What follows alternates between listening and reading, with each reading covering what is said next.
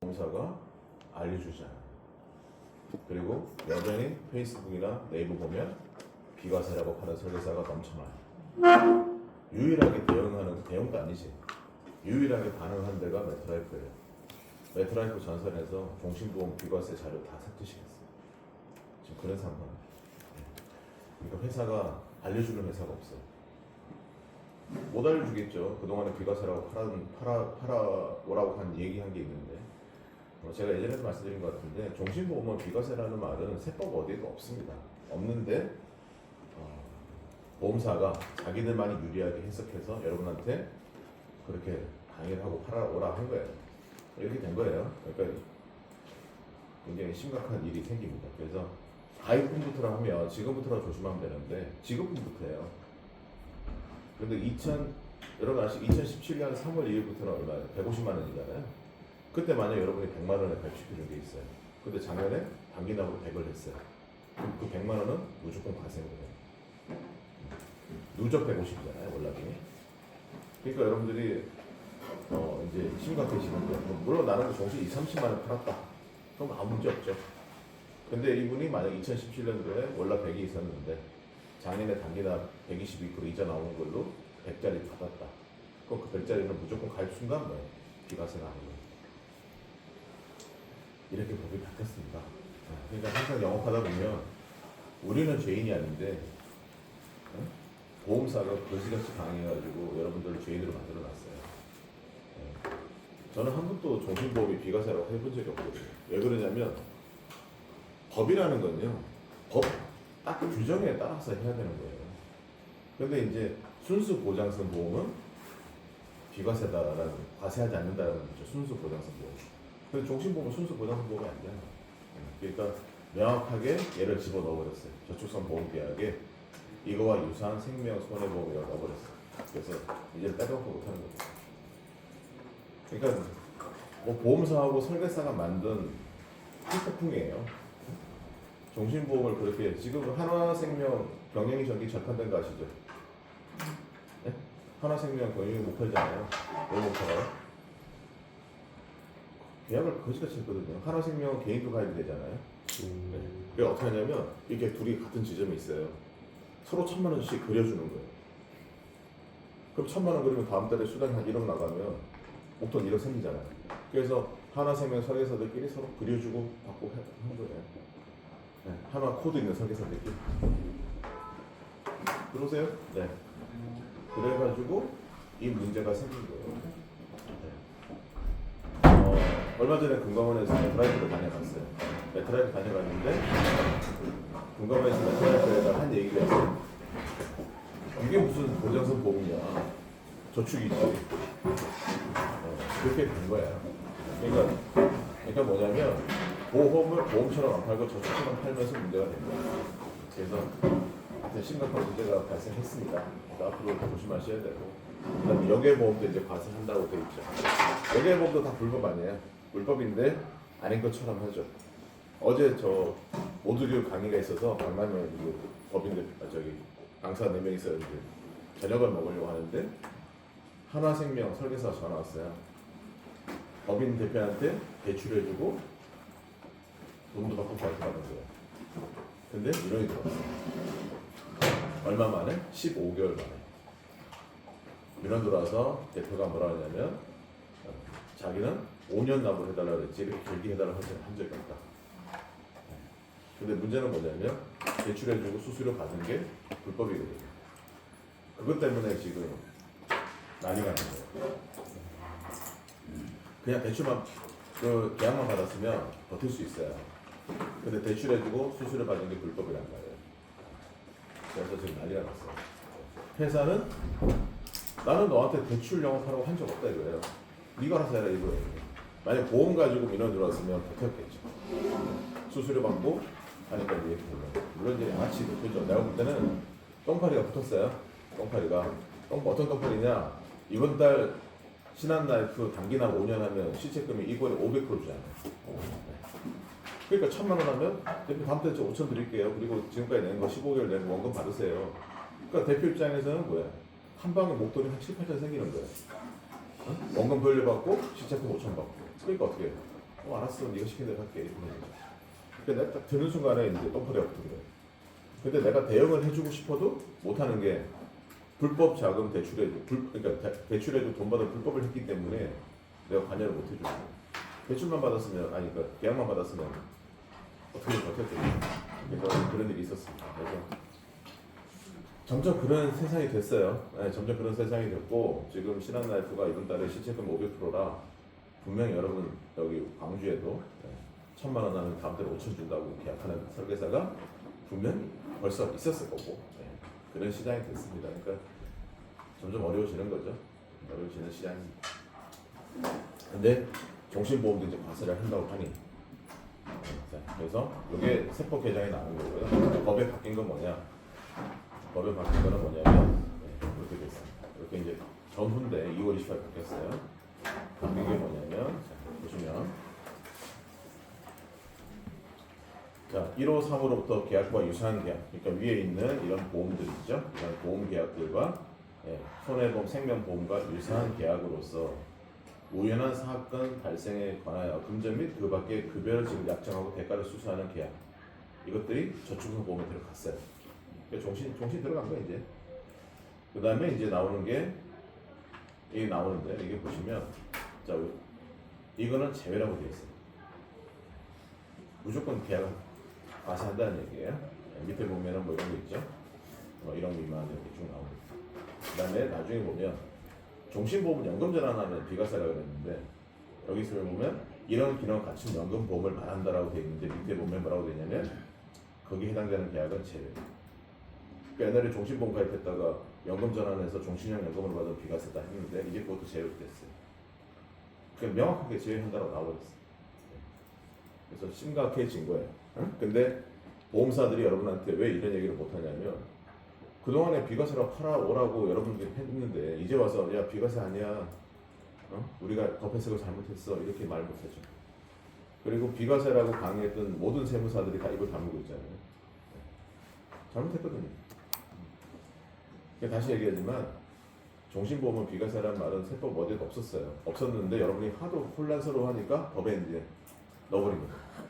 이제 빼도 박도 못해 넣어버린 거예요. 이런 일이 있었습니다. 이게 이제 2월 달에 개정안이 나왔고 2월 28일 날 국무회의 의결되면서 바로 발표가 됐고 2월 28일부터 이렇게 시행하는 거고요. 그 다음에 이제 요거죠. 지급받는 부분. 저는 비과세 과세한다는 거는 그럴 수 있다고 봐요. 근데 지금 받는 분부터 하면 여러분이 과거에 판 모든 종신이 다 과세라니. 모든 종신. 환장하는 일이에요. 이게 환장하는 일이에요, 사실. 과세한다, 단 뭐예요? 3월 1일부터 가입하는 거는 과세한다. 그러면 지나가고 판 거는 이제 상관없는 거잖아요. 그리고 지금 올해부터 팔 때 잘 팔면 돼요. 그런데 지급받는 분부터 해버렸기 때문에 미치는 거예요. 그래서 제가 이거를 메트로라이프와 ING 생명에 일 제일 잘하는 설계사 몇 명한테 보냈더니 이게 뭐예요? 그래서 야, 법 바뀐 거잖아. 그냥 자기들은 이런 얘기를 회사한테 들은 적이 없대. 그래서 설계사들이 내가 얘기해준 얘기 듣고 회사에서 다시 확인한 거예요. 그래서 회사에서 이대로 바뀌었다면 과세할 수 있겠는데요. 이게 회사의 답변입니다. 이게 신한라이프의 답변이었어요. 그러니까 여러분들 조심하시기 바랍니다. 그리고 여러분 회사의 GA 같은데 원수사 교육 매니저가 와서 비과세를 얘기하면 개무시하세요. 모든 책임 여러분이 지는 거지 걔네들이 지는 게 아니에요. 그래서 이런 일이 있었습니다. 그래서 안 그래도 영업이 그지같이 힘든데 더 힘든 일이 생기게 됐습니다. 그리고 이제 이거 가지고 고객들이 여러분한테 뭐예요? 작년 재작년에 가입하는 고객들이 민원이 들어올 수도 있습니다. 본전 생각나겠죠. 민원 넣겠죠. 하여튼 그래요. 그런 게 있어서 경영인 전기도 다 절판될 것 같고 좀 있으면 4월달 되면은 나올 때는 전 보험사가 다 절판될 것 같고요. 근데 이제 한화는 5월달에 새로 나오는데 어떻게 나오겠어요? 환급률 낮춰서 더 낮춰서 나오겠죠. 그리고 이제 다른 회사도 절판됐다가 더 낮춰서 나오겠죠. 그렇게 될 겁니다. 그러니까 영업이 점점 힘들어지는 거예요. 그러니까 그렇게 힘들어지는 이유는 하나밖에 없어요. 뭐냐면 모든 보험을 환급률로만 팔아서 그래요. 황금률로 비교해서 파니까 그런 거예요. 그러면 결국엔 여러분들이 그게 휘둘릴 수밖에 없어요. 이런 거죠. 내가 이 사람하고 인연을 맺으면 그래 보험하는 사람한테 뭔가를 해줘야 돼요. 그러면 10년 냈는데 한 80%밖에 안 나와 확률이. 그러면 나머지 환급률 20%를 다른 걸로 내가 얻는 게 있거나 세이브하면은 가입할 수 있는 거예요. 근데 이제 모든 보험사의 상품 개발하는 애들이 경영이 정기가 여러분 뭐 보험 오래 하신 분 아시겠지만 15년 전에 처음 나왔을 때는 환급률이 그렇게 높지 않았어요. 보험료도 쌌어요. 정신보다 저렴했어요.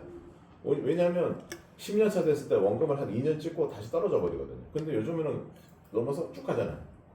그러니까 저축 개념을 들여와서 언제든지 해지할 수 있도록 그렇게 해놓고 보험료가 겁나 비싸진 거지. 종신보다 더 비싸잖아요. 그러니까 금감원에서 단속을 나올 수밖에 없죠. 그래도 금감원도 문제가 있어요. 여러분 금감원 원장들 과거 이력들 본 적 있어요? 금감원에 들어가셔서 과거 금감원 원장 했던 사람들 이름을 쭉 보시면요, 전부 다 경영학과나 문과 출신들이에요. 지금 이 새끼만 검사 출신이에요. 그러니까 이 새끼는 모든 거는 뭐예요? 수사로 조지는 거예요. 그래서 다음 주에 빨리 탄핵이 돼야 돼요. 탄핵 때문에 광주 내가 무료 강의 올라가래요. 1층 잡아놨어요. 2박 3일 잡아놨어요. 네. 탄핵 때문에. 하여튼 그렇습니다. 그래서 이런 일이 있어요. 이런 일이 있으니까 잘 파세요. 잘 파시고 뭐 어떡하겠어요. 감당하셔야 됩니다. 회사는 절대 여러분을 감당하지 않습니다. 여러분을 감당하셔야 됩니다. 거지 같은 일입니다. 자, 그 다음에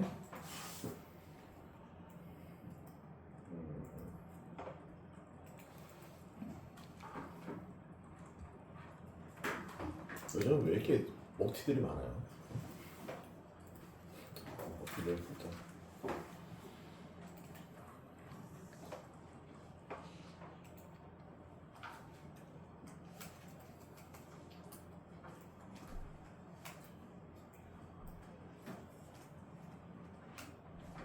자, 보시겠습니다. 또 빨리 안 다니는데. 문 열고 들어가면서부터 죄송합니다. 여러분 고객 만날 때 그 지고 들어가는 거 아니야.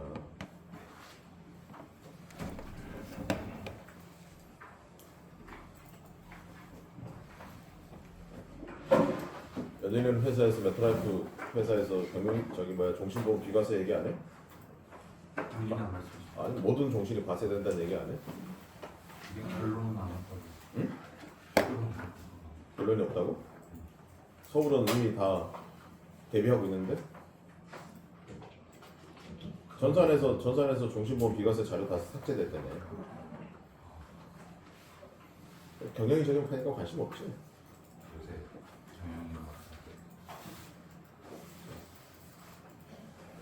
자, 보시겠습니다. 제가 잠깐 보여드릴게요. 제가 이제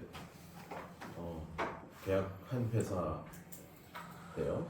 그 사이에 보시면 이렇게 보시면 잘 뭐 보이실 텐데 잘 보시면 이렇게 돼 있어요. 저 이 회사가 지금 보면은 여기 내려가면 잘 안 보이시겠네 이게 보시면. 이익이 이렇게 나요. 4억 2,700억. 그러니까 3년 동안 이렇게 이익이 나는 거예요. 올해는 달성하지 안 했는데 이제 이 회사의 컨셉이 뭐였냐면 이제 승계를 할 거예요. 승계. 여러분 이제 경영이 전기 확률 떨어져 못 한다고 막 그래서 제가 이제 요즘에 이걸로 하는데 자 보세요. 이게 5,000원에 4만 주거든요. 4만 주고 쭉 내려가면 여기가 지금 4억 2,700입니다. 그 다음에 7억 3천이에요. 그 다음에 6억 6,600이에요. 이렇게 그냥 넣으면 돼요. 아무것도 아니에요. 넣고 쭉 내려가서 여기 4만 주 넣으면 돼요. 가장 간단하게 주간가치 계산법을 알려드리는 겁니다. 물론 이거는 국세청에 신고하는 건 아니에요. 그냥 여러분이 참고용으로 하는 거고요. 자, 그 다음 내려오면 이제 자산이 나오죠. 위로 올라가면 자산이 나옵니다. 59억. 그 다음에 밑에 보면 부채가 14억 6천이 나옵니다.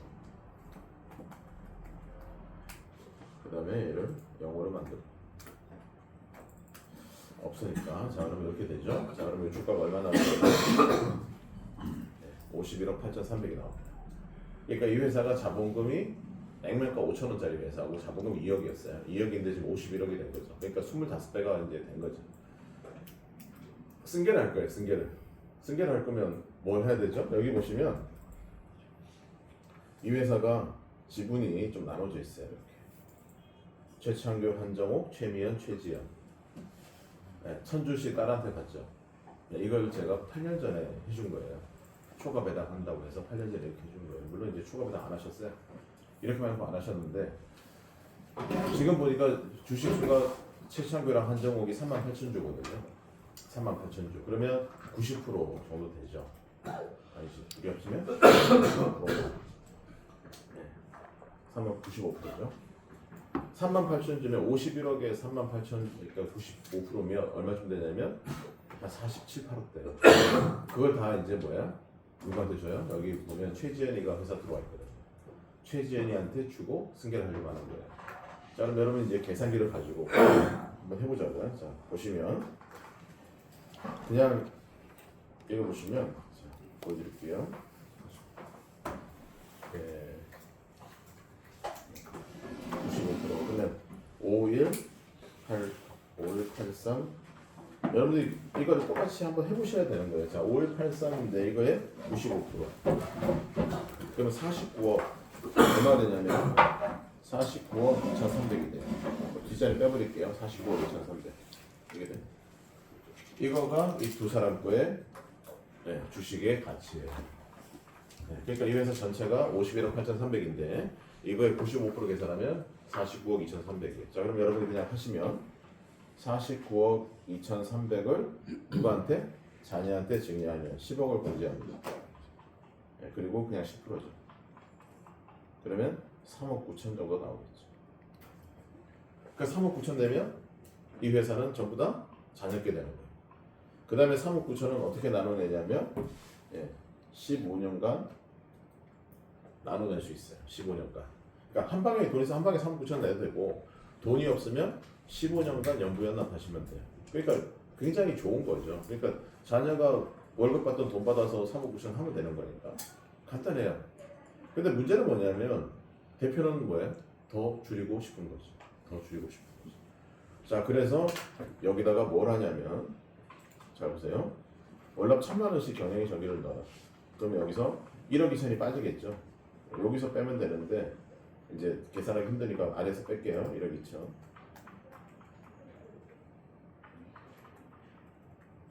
그럼 3년 동안 1억 2천씩 빠졌겠죠. 그러니까 앞으로 이제 이익이 늘지 안 늘지 아직 모르지만 당신이 3년 전에 월납 1,000만 원 해서 1억 2천씩 비용 처리했으면 4억 2,700은 이렇게 3억으로 줄고 그 다음에 7억 3천은 6억 1천으로 줄고 이렇게 줄겠죠 이익이. 그 다음에 1억 2천씩 뭐예요? 국민은행에 있던 계좌가 보험사로 가요. 그 보험사로 가면 해지환금 0이잖아요. 그럼 1억 2천씩 3년이니까 얼마가 줄어요 자산이? 3억 6천이 줄겠죠. 그럼 여기다가 3억 6천을 빼요 또. 여기서 빼는 상관없어요. 자산에서 빼는 거니까. 이렇게 하면 여기서 59억에 14억이면 44억 4천인데 3억 6천이 또 빠지니까 40억 8천원까지 줄었어요 자산이. 이해되셨어요? 네. 자, 그러면 주가가 얼마가 되느냐? 이제 43억이 된 거죠. 아까 얼마였냐면 49억, 50억이 넘어섰는데. 자, 그러면 이제 다시 계산해요. 43, 19, 000, 000 이거에 95%. 그럼 41억이 되거든요. 여기서 10억을 빼요. 그리고 10%. 그럼 3억 1천이에요. 얼마 줄었어요? 8천이 줄었어요. 네. 8천이 줄었죠. 자, 그러면 사람의 욕심은 한이 없어서 더 줄이고 싶단 말이에요. 자, 근데 여기서 우리가 보시면 한정옥이라는 분이 회사 이사로 돼 있어요. 감사, 배우자예요. 이분의 퇴직금을 한번 계산해 봅시다. 자, 그러면 이 회사가 언제부터 있었냐면 그러니까 지금 제가 말하는 스토리를 잘 따라오셔야 돼요. 이거는 나중에 PPT로 만들고 안 만들고는 다음 문제고 스토리를 잘 2004년입니다. 20년 됐어요. 20년 됐으니까 쭉 내려갈게요.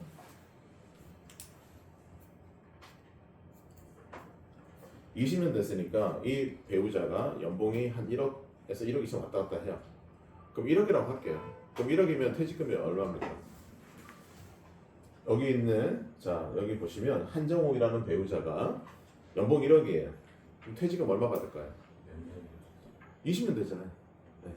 이런 4억 1억이면 일단 뭐예요? 10분의 1,000만 원. 2배수면 2천만 원. 여기서 20년이면 4억이죠. 그러니까 이 대표님 4억에 퇴직금이 있는 거예요. 근데 한정옥을 퇴사시킬 수는 없어요. 그래서 법인에 있는 돈을 한정옥의 DC형 계좌에 4억을 이체하자. 그러면 4억이 이체되는 순간에 뭐예요? 퇴직금 처리가 돼요. 자, 그럼 보세요. 여기다가 또 4억을 뺍니다. 왜? 비용 처리가 됐으니까. 자, 그러면 요 이익이 마이너스로 떨어져요. 그 다음에 자산이 퇴직금이 또 4억이 나갔어요. 4억을 또 빼줘요. 그러면 40억 8천이었던 자산이 이렇게 36억 8천 줄겠죠. 자, 1억 올라가겠습니다. 이제 29억이 돼요. 자, 그럼 다시 2959 000 000에서 95%. 그러면 2억 28억입니다. 그럼 28억에서 10억 빼면 10%입니다. 그럼 1억 8천이죠. 그죠? 얼마 줄었어요? 토탈 얼마 줄었어요? 3억 9천에서 여기까지 얼마 줄었어요? 2억 천 줄었죠? 네. 자, 보세요. 일단 2억 천 줄었어요. 자, 승계하는데 절세가 2억 천이 줄었어요. 그 다음에 경영정리 어디 거 뭐 파세요? 일반 경영정리 파세요? 저해지 파세요? 왜 저해지 팔아요? 수당을 많이 줘서? 절대로 저해지 파시면 안 돼요. 경영이 전기를 여러분이 뒷감당이 안 되십니다. 그래서 일반 경영이 전기를 하면 3년 내면 50% 환급률이 나와요 지금. 그럼 3억 6천 냈으니까 50%면 얼마야 환급률이? 1억 8천이죠. 자, 1년에 1억 2천씩 1억 2천씩 법인세 절세하면 20% 하면 2,400이에요. 그럼 절세가 2,400씩 3년 7,200입니다. 이거 다 더하면 얼마예요? 계산해 보세요. 2억 1천 그 다음에 1억 8천 그 다음에 7,200 그리고 4억 6,200이죠. 자, 내가 이 보험사에다가 낸 돈이 얼마예요? 3억 6천. 지금 내가 본 혜택은 얼마예요? 4억 6천. 경영식 안 할 이유가 없잖아요. 환급률이 중요하지 않다니까요. 그래서 이 회사 1,300 얼마 했어요? 네, 지난달에 1,300 얼마 했어요. 이렇게 하는 거예요, 이렇게. 그러니까 여러분들은 스토리를 잘 입혀야 된다고요. 그냥 지금 가장 기본일 때 얼마. 근데 경영이 정리 넣었을 때 얼마. 그 다음에 가장 뭐예요? 우리가 비용 처리할 때 자, 다시 한번 리뷰해보면 주당가치 계산하는 식이 뭐예요? 순손익의 3배 더하기 순자산의 2배를 5로 나눈다. 그럼 순손익을 낮추려면 뭐예요? 비용 처리해야 되죠. 그러니까 경영이 전을 통해서 비용 처리를 하는 거예요. 그 다음에 또 뭐예요? 배우자나 누구를 퇴사시켜야 되는데 퇴사시킬 수 있는 상황이 아니다라는 거죠. 그러면 배우자의 뭐예요? 퇴직금을 계산해서 DC형 계좌에 넣어버리면 그 4억이 또 비용 처리됐어요. 그리고 4억이 자산에서 빠져나갔어요. 그러니까 주가가 이렇게 49억, 41억, 20억 떨어지는 거예요. 그러니까 여기서 절세한 게 벌써 내가 도와준 절세가 2억 천인 거예요. 승계를 위해서. 그 다음에 3년 있으면 환급률이 50% 나와요. 여러분이 저해지, 그러니까 저해지를 팔면 애가 20%도 안 나와요. 그럼 이런 효과를 고객한테 어필할 수가 없어요. 수당 몇 프로 더 주는 게 중요한 게 아니라 여러분이 팔 수 있는 게 중요한 거지. 아니 못 파는데 수당 높은 걸 맨날 들고 다니면 뭐예요? 수당이 좀 적더라도 팔리는 걸 들고 다녀야 돼요. 이런 스토리를 입히시려면 지금 우리나라 나와 있는 경영이 전기가 3년 정도 되면 다 50% 돼요. 근데 저해지는 20몇 프로밖에 안 돼요. 이렇게 하는 거고 절세. 그러면 내가 3년 동안에 보험사에 낸 돈이 3억 6천. 근데 내가 이렇게 하고 뭐야? 승계까지 하면 내가 혜택 본 거는 4억 6천. 그리고 보험료는 계속 납입해 가면 계속 올라가죠 환급률이. 그럼 이익이 더 커지는 거 아니에요? 그러면 경영이 전기를 누가 안 해요? 근데 자꾸 설계사님들이 환급률이 몇 프로 빠졌다, 뭐 새로 나와서 줄어들었다, 어떻게 파냐? 그렇게 파는 게 아니라. 그러니까 여러분이 이 컨셉만 잘 접목하면 어떤 법인 가든지 경영이 전기를 남들보다 훨씬 더 팔기가 쉬워요. 근데 이렇게 접목을 안 해. 그저 그냥 뭐야 단순히 눈에 보이는 환급률 가지고 여기 환급률 높으니까 이거 들고 가야 돼. 그런 거예요. 그리고 환급률은 낮은데 또 이런 분 있죠. 10년 차 되면 저해지가 일반 경영이 적보다 한 0. 몇 프로 높아요. 환급률이. 그래서 10년 차 됐을 때 높은 걸 자꾸 얘기하는 거예요. 고객은 10년 차까지 가는 걸 원하지 않습니다. 여러분 보험회사 알지만 종신보험 20년 날 완납하는 설계사 아니 완납하는 고객이 몇이나 돼요. 그런 거는 여러분들이 그냥 말하기 좋은 거예요. 근데 여러분들 뭐예요? 3년만 돼도 대표님이 이만큼 이익을 가져간다. 이게 훨씬 더 어필을 할 수 있는 거. 그 다음에 또 뭘 할 수 있냐면 승계 아니면 타인 주주나 차명을 가져올 때도 이게 유리한 거고. 그 다음 또 뭐예요? 내 주식을 자식한테 증여할 때도 유리한 거고. 그러니까 모든 경우에 이게 통하는 거예요. 그래서 이렇게 하시는 연습을 하셔야 됩니다. 근데 이제 여기 보시면 자 보세요. 여기서 지금 제가 넣은 건 뭐냐면 자 이거랑 이거 넣었어요. 그 다음에 단기 수익 넣고 주식 수 넣고 그 다음에 자산 부채만 넣었어요. 그 다음에 여러분이 받고 싶은 수준의 경영이 전개를 넣으시면 돼요. 그러면 자동으로 계산돼서 주가가 계속 단계별로 여기서 이렇게 떨어지는 거예요. 그럼 이거를 가지고 뭐예요? 제안서를 한 장 만들어서 한 장만 들고 가면 되잖아요. 법인 대표 만나러 가는데 제안서를 10장, 20장씩 뽑아가는 이유를 모르겠어요. 설명도 안 되는데 왜 그걸 뽑아가요? 한 장만 잘 어필하셔도 계약은 되는 겁니다. 그래서 여러분들이 경영이 전개를 하신다고 하면 처음에 기본적으로 아무것도 안 했을 때 세금, 그 다음에 뭘 하나 했을 때 세금, 그 다음에 또 뭘 했을 때 세금. 만약 대표가 더 낮추고 싶다. 그럼 뭐예요? 와이프 퇴직금만 아니라 대표 퇴직금도 DC형에 넣어버리면 되잖아요. 한 4억, 4억, 8억 넣어버리면 이건 주가가 아주 떨어져요. 그러면 자식 줄 때 1억도 안 나와요. 한 번만 해볼까요? 자, 4억을 더 넣었다. 8억을 넣었다 해봐요. 부부가 다 4억씩. 네, 그리고 이것도 8억. 자, 이러고 갈까요? 네. 여기 되잖아요. 근데 이거는 다 안 떨어지는 이유가 요거에 80% 걸리니까 그래요. 네. 그러니까 주가가 계속 떨어지는 거죠. 이렇게 하시는 겁니다. 그래서 여러분들이 이 엑셀 뭐 제가 단톡에 다 그때 드렸을 것 같은데 여기다가 숫자 넣는 연습을 하셔야 돼요. 그래서 오늘 제가 노트북 갖고 오라 한 건 뭐냐면 제가 좀 이따 다른 회사를 띄워놓고 한번 입력을 해보라 할 거예요. 그래서 여러분들이 숫자를 넣음에 따라서 이 숫자가 바뀌면서 세금이 어떻게 떨어지고 이걸 어떻게 내가 고객한테 어필할 거냐. 여러분 기업 보고서 보세요. 다 뭐라고 되어 있냐면 이 회사의 주당 가치는 10만 원입니다. 이렇게만 나와요. 여러분들 그게 궁금한 게 아니라 내가 여기다가 계약을 받고 내가 컨설팅 했을 때 주가가 과연 어디까지 떨어지고 그리고 고객이 가져가는 혜택이 뭔지 이거를 설명해야 되는 거예요. 근데 그거를 해주는 거 아무것도 없어요. 다 그냥 여러분 보고서 보세요. 이 회사의 주당 가치는 10만 원입니다. 끝이에요. 끝. 그게 문제예요.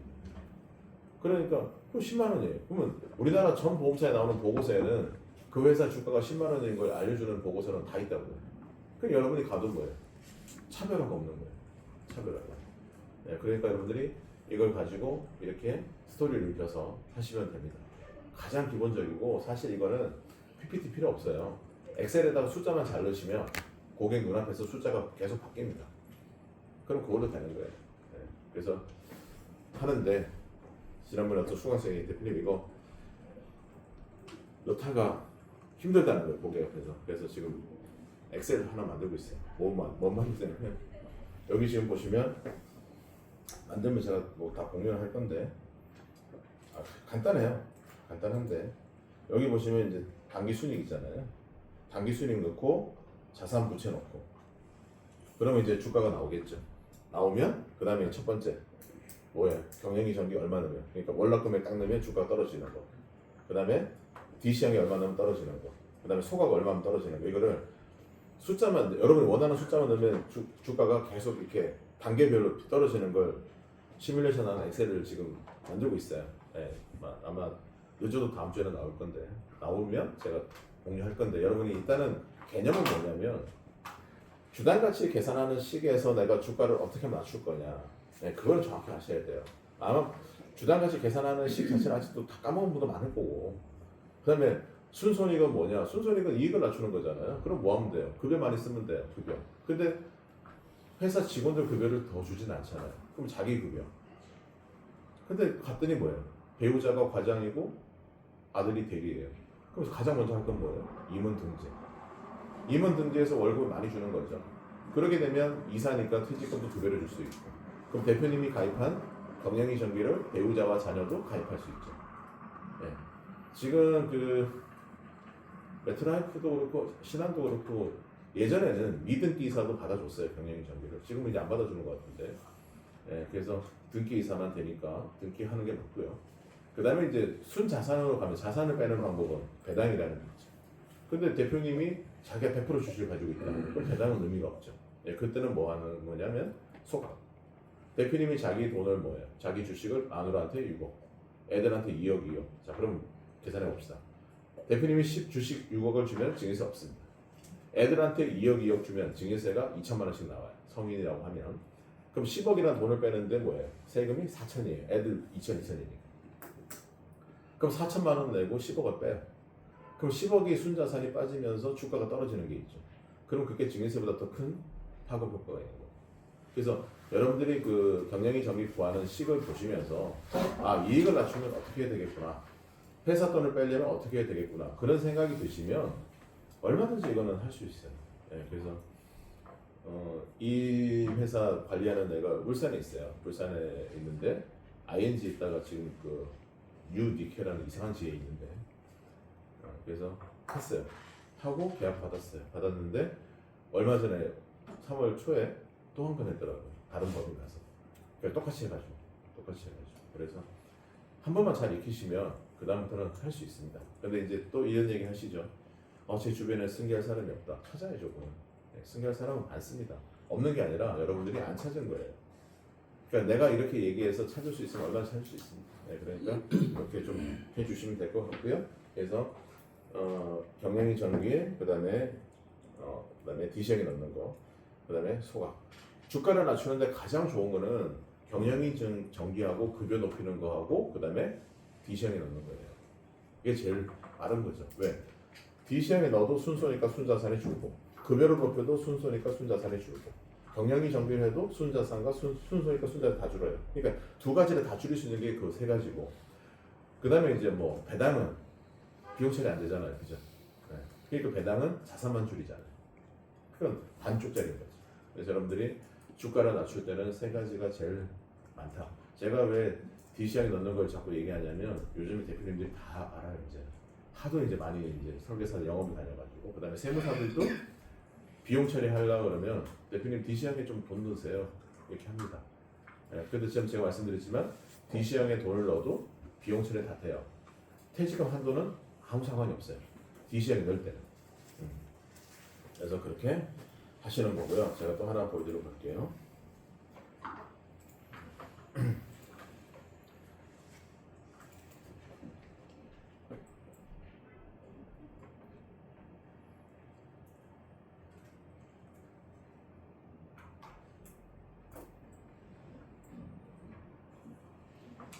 자, 이거는 자 보세요. 제가 이제 그 며칠 전에 조세 심판원 갔다가 찾은 거예요.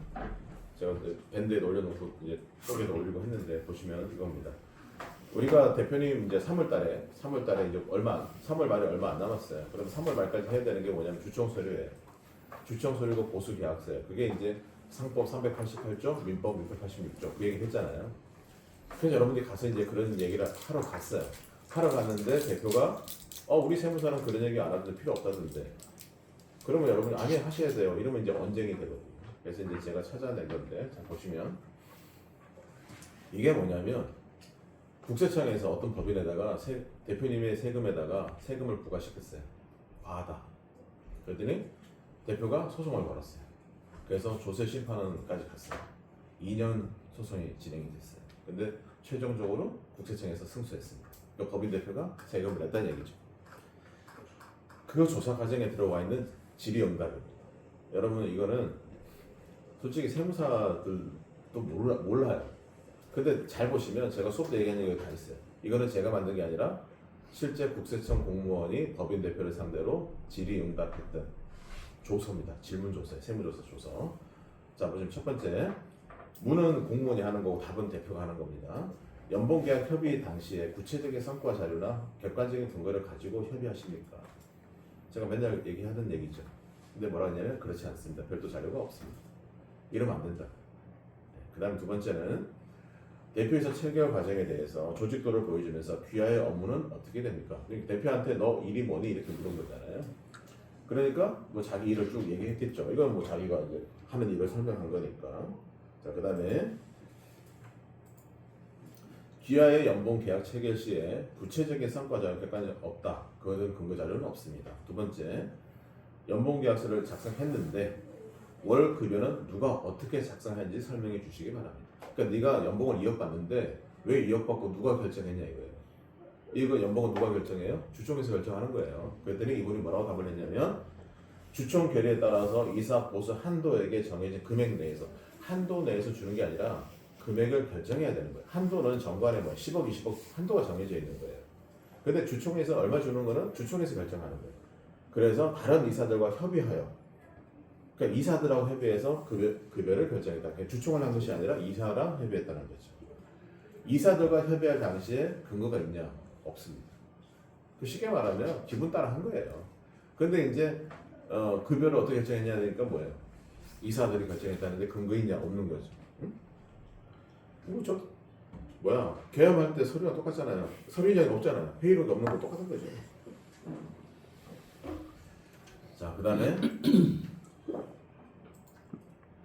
대표이사님을 제외한 일반적인 임원의 연봉을 체결할 당시에 구체적인 근거 자료가 있습니다. 있습니까? 문서상으로 없다. 근데 다른 사람의 의견을 들어서 결정했다. 역시 뭐야? 지 기분 따라 했다는 뜻입니다. 귀하의 연봉 계약서 중에서 제11호 규정에 따르면 연봉의 수당 및 상여금에 따르면 연봉에 포함된 것으로 한다라고 규정되어 있습니다. 급여에는 별도로 포함된 상여금이 있습니까? 상여금 없습니다. 이게 실제 공무원과 대표님의 질의응답입니다. 판결문 안에 있어요. 제가 이 판결문을 찾았을 때 정말 이건 3월달에 이것만 갖고 다녀도 영업을 하겠다라고 한 게 뭐냐면 그동안 이런 판결문이 나왔을 때 질의응답이 나온 적이 없어요. 근데 여러분이 보신 것처럼 이게 질의응답이 이렇게 자세하게 나와 있습니다. 그래서 이거를 제가 보여드리면 이게 전문이에요. 원본이에요. 원본. 네, 조세 심판원 작년 12월 23일 날 이거를 제가 이틀 전에 조세 심판원 가서 판결문 뒤지다가 찾은 거예요. 아침마다 하루에 30분에 1시간 이짓 하고 있어요. 제가 매일 5시에 일어나면 6시간 이짓 하고 있습니다. 근데 이거는 정말 유레카였어요. 보시죠.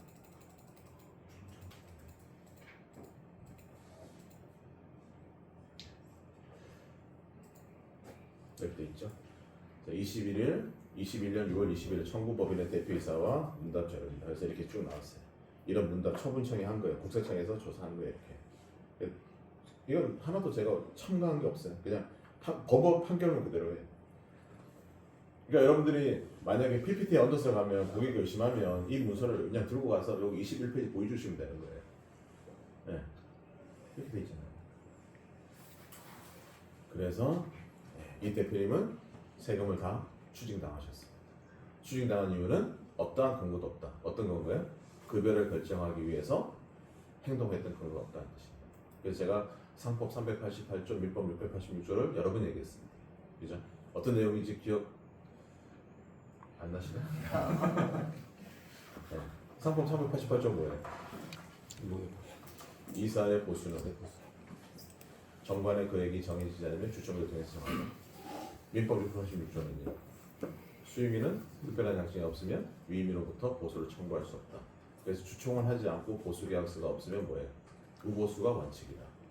그러면 법인에서 급여를 반환하라. 그러면 반환하셔야 된다. 이게 여러분 갖고 있는 교재에 대법원 판결 2010년도 대법원 판결이라고 교재에 뒤에 들어 있습니다.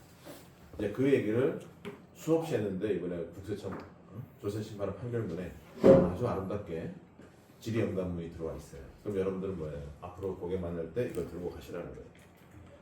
얼마나 좋아요. 판결문 있죠. 날짜 번호 다 있잖아요. 뭐 속일 수 있는 게 아니에요. 그래서 자 보세요. 청구법인의 대표이사에게 지급된 쟁점 과다 지급급여의 실적인 이익 처분의 상여로 보아 이를 송금불산입하고 법인세를 부과한 처분의 당분데 그러니까 법인이 뭐 억울하다고 한 거예요. 근데 기각된 거예요. 그래서 이거는 33페이지거든요. 근데 글자가 좀 커요. 보시면 그죠? 글자 좀 크죠? 33페이지니까 쭉 한번 읽어보세요. 읽어보시면 이 안에 법인이 억울하다고 하는 것들이 있어요. 법인이 억울하다 하는 것들은 여러분이 현장 갔을 때 법인 대표가 하는 말들이에요. 맞겠죠? 네. 처분청의 의견이 있어요. 그거는 여러분이 고객한테 알려줘야 될 국세청의 입장이죠. 그래서 그거를 되게 재밌는 건 뭐냐면 법인 대표의 의견을 잘 들으시면요. 여러분이 현장 가서 얘기했을 때 법인 대표가 막 이렇게 방방 뛰면서 그런 게 어딨냐고 했던 말들이 거기 다 있습니다. 네. 근데 여러분들은 그거보다는 처분청의 의견을 들으시고 그 처분청의 의견을 대표한테 설명하는 거고 만약에 그러다가 대표가 야 우리 사무소는 그런 얘기 안 하더라 그러면 아까 그 페이지 딱 펼쳐서 보셔라. 네. 2024년 12월 23일 날 조세 심판원 판결 조세 심판원에서 판결이 나면 우리 민간으로 따지면 대법원 판결 난 거예요. 네. 그러니까 이거 끝난 거예요. 끝난 거고 그래서 여러분이 이걸 가지고 고객을 만나시게 되면 굉장히 좋은 미팅을 하실 수 있다. 네, 저는 그렇게 봅니다. 네, 그렇게 보시면 될 것 같습니다. 자, 그 다음에요. 몇 개만 더 하고요. 자, 그 다음에 이제 나오는 게 이거는 지난번에도 보여드린 것 같긴 한데 자, 한 번만 더 하면 자, 배당 수업 때 제가 칠판에 쓰면서 얘기한 것 같은데 자, 보시죠. 자, 주주가 다른 소득이 없어요. 다른 소득이 없으면 1억 3천까지 배당하면 15.4% 냅니다. 그러면 1억 3천 배당하면 뭐예요? 2,020만 원 내요. 그럼 10년 동안 13억을 하면 얼마 내요? 2억 200을 내는 겁니다. 2억 200. 근데 이 대표는 뭐예요? 당장에 내는 세금이 아까워서 안 하다가 이때 한 방에 하니까 이걸 냅니다. 그럼 세금 차이가 얼마 나냐면 2억 1,200 차이 납니다. 어마어마한 차이죠. 네. 근데 우리 고객은 어떻게 해요? 당장 2천만 원 내는 게 아까워서 안 합니다. 그리고 나중에 돈 필요할 때 한 방이에요. 이런 법인 되게 많아요.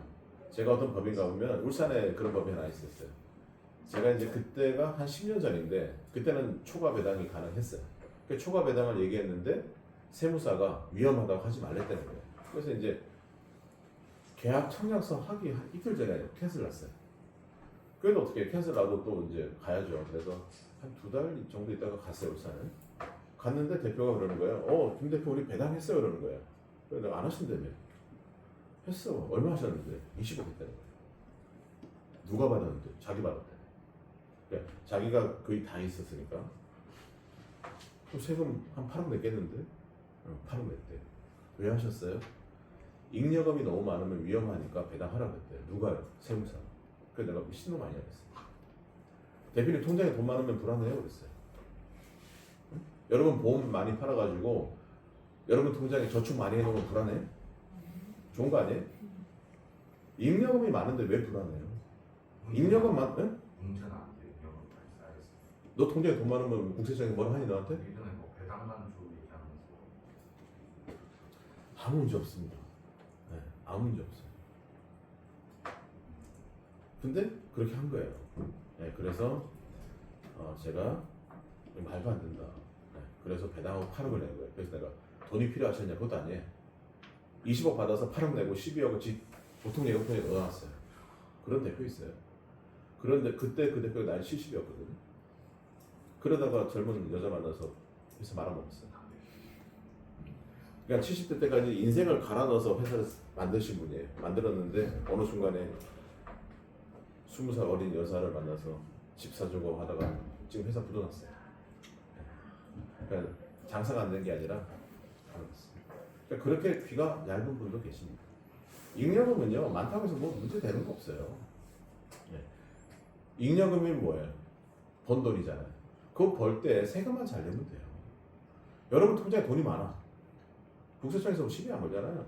내가 돈 벌 때 세금만 제대로 냈으면 내 통장에 돈이 얼마 있든 간에 국세청이 나한테 뭐라 얘기해요. 근데 세금 안 내고 꽁쳐놓은 돈 가지고 부동산을 사거나 하면 그때 문제가 생깁니다. 네. 그러니까 그런 것들은 여러분 신경 쓸 필요가 없는 거예요. 근데 대표님들이 가면 하는 얘기 있잖아요. 야, 잉여금이 많은데 뭐 어쩌라고. 잉여금 많으면 상관없어요. 근데 잉여금이 뭐예요? 돈으로 있는 게 아니라 뭐로 있어요? 매출 채권이나 뭐 부동산이나 이런 걸로 있으니까 잉여금이 100억인데 통장에 10억밖에 없어요. 그럼 뺄 수 있는 돈이 10억밖에 없잖아요. 근데 뭐 100억을 걱정해. 네. 근데 그런 거는 그냥 자꾸 그냥 모르는 사람들이 하는 얘기예요. 그냥 그런 식으로 아시면 됩니다. 자, 그 다음에 이제 여기 보시면 그러면 자 왼쪽은 뭐냐면 1억 3천 배당받은 돈을 가지고 연복리 4%를 굴리면 10년간 굴러가겠죠. 그럼 10년 동안 이자가 6,243만 원 붙어요. 그 다음 1억 받은 거는 9년 동안 5,500이 붙어요. 이자가 쭉. 그 왼쪽은 연봉이 4%씩 1억 3천이 굴러가고 9년 구르고 8년 구르고 하면 총 이자가 얼마냐면 3억 2,320만 원 나옵니다.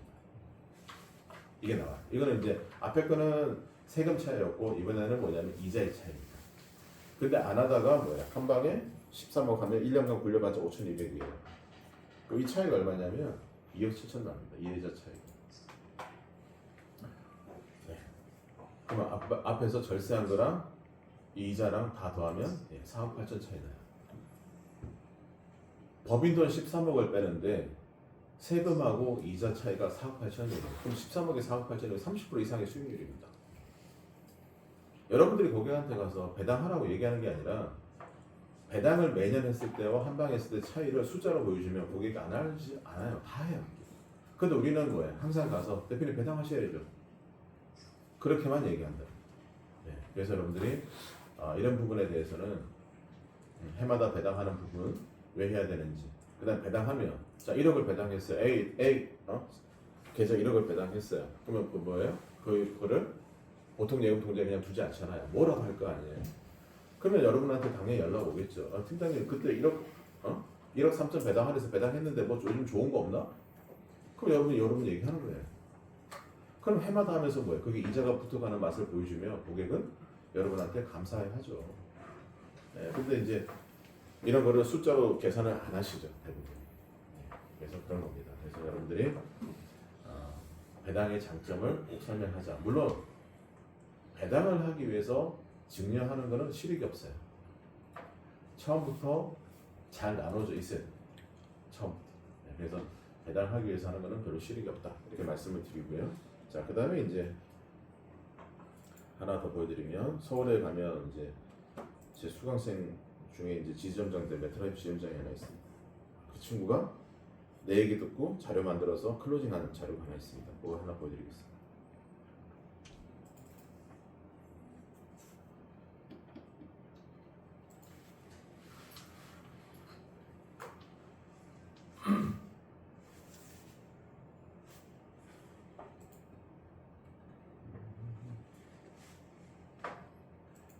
그렇죠.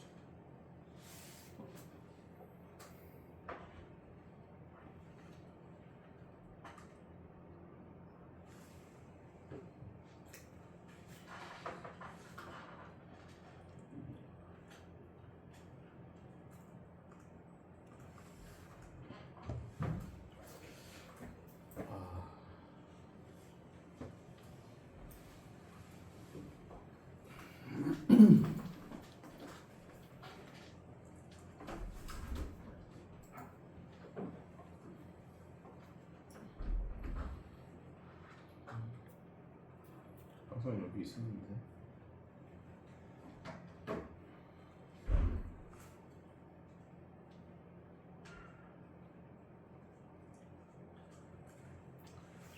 제가 좀 이따 찾아서 보여드릴게요.